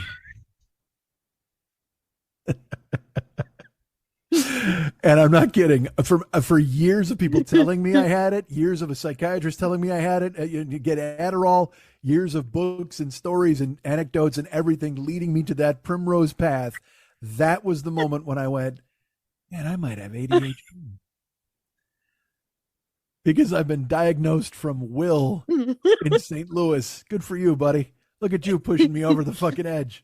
I remember when I would come to your house and the prescription would be on your bulletin on my board corkboard. with the pin in it. I'm like, Yeah. if you don't fill that, can I have it? I saved it, put it right above my desk where I could see it every single day. I can tell you your life would be different if you took the Adderall. I can tell you that. Oh, who wants their life to be different? Merry Christmas, Lily. Merry Christmas. Love you. Love you too. That's $10,000, Connor. Yeah.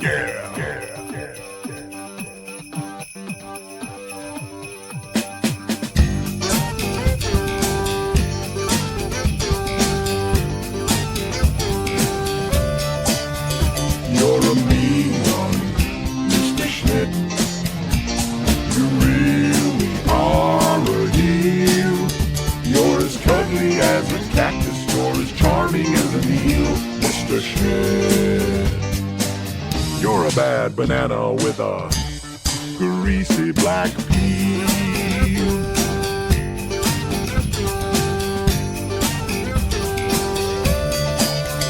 You're a monster, your heart's an empty hole. Your brain is full of spiders. You got garlic in your soul, Mr. Schmidt. I wouldn't touch you with a 39.5-foot pole.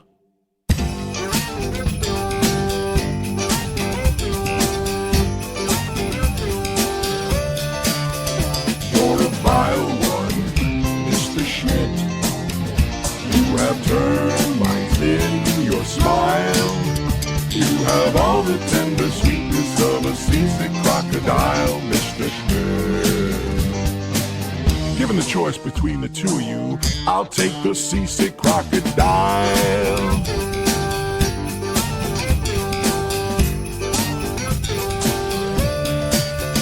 You're a foul one, Mr. Schmidt. You're a nasty, nasty squirt. Your heart is full of unwashed socks. Your soul is full of dirt, Mr. Schmidt. The three words that best describe you are as follows, and I quote, yurt, dirt, dirt.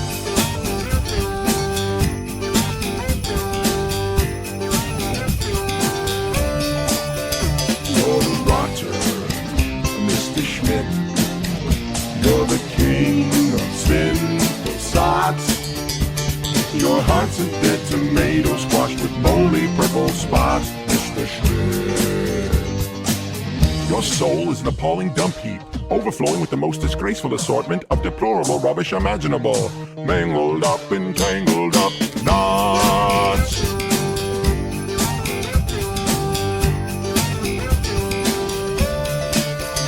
Nauseate, Mr. Schmidt, with obnoxious, super nos.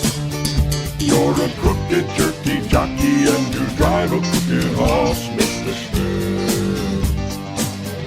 You're a three-decker sauerkraut and toadstool sandwich with arsenic sauce.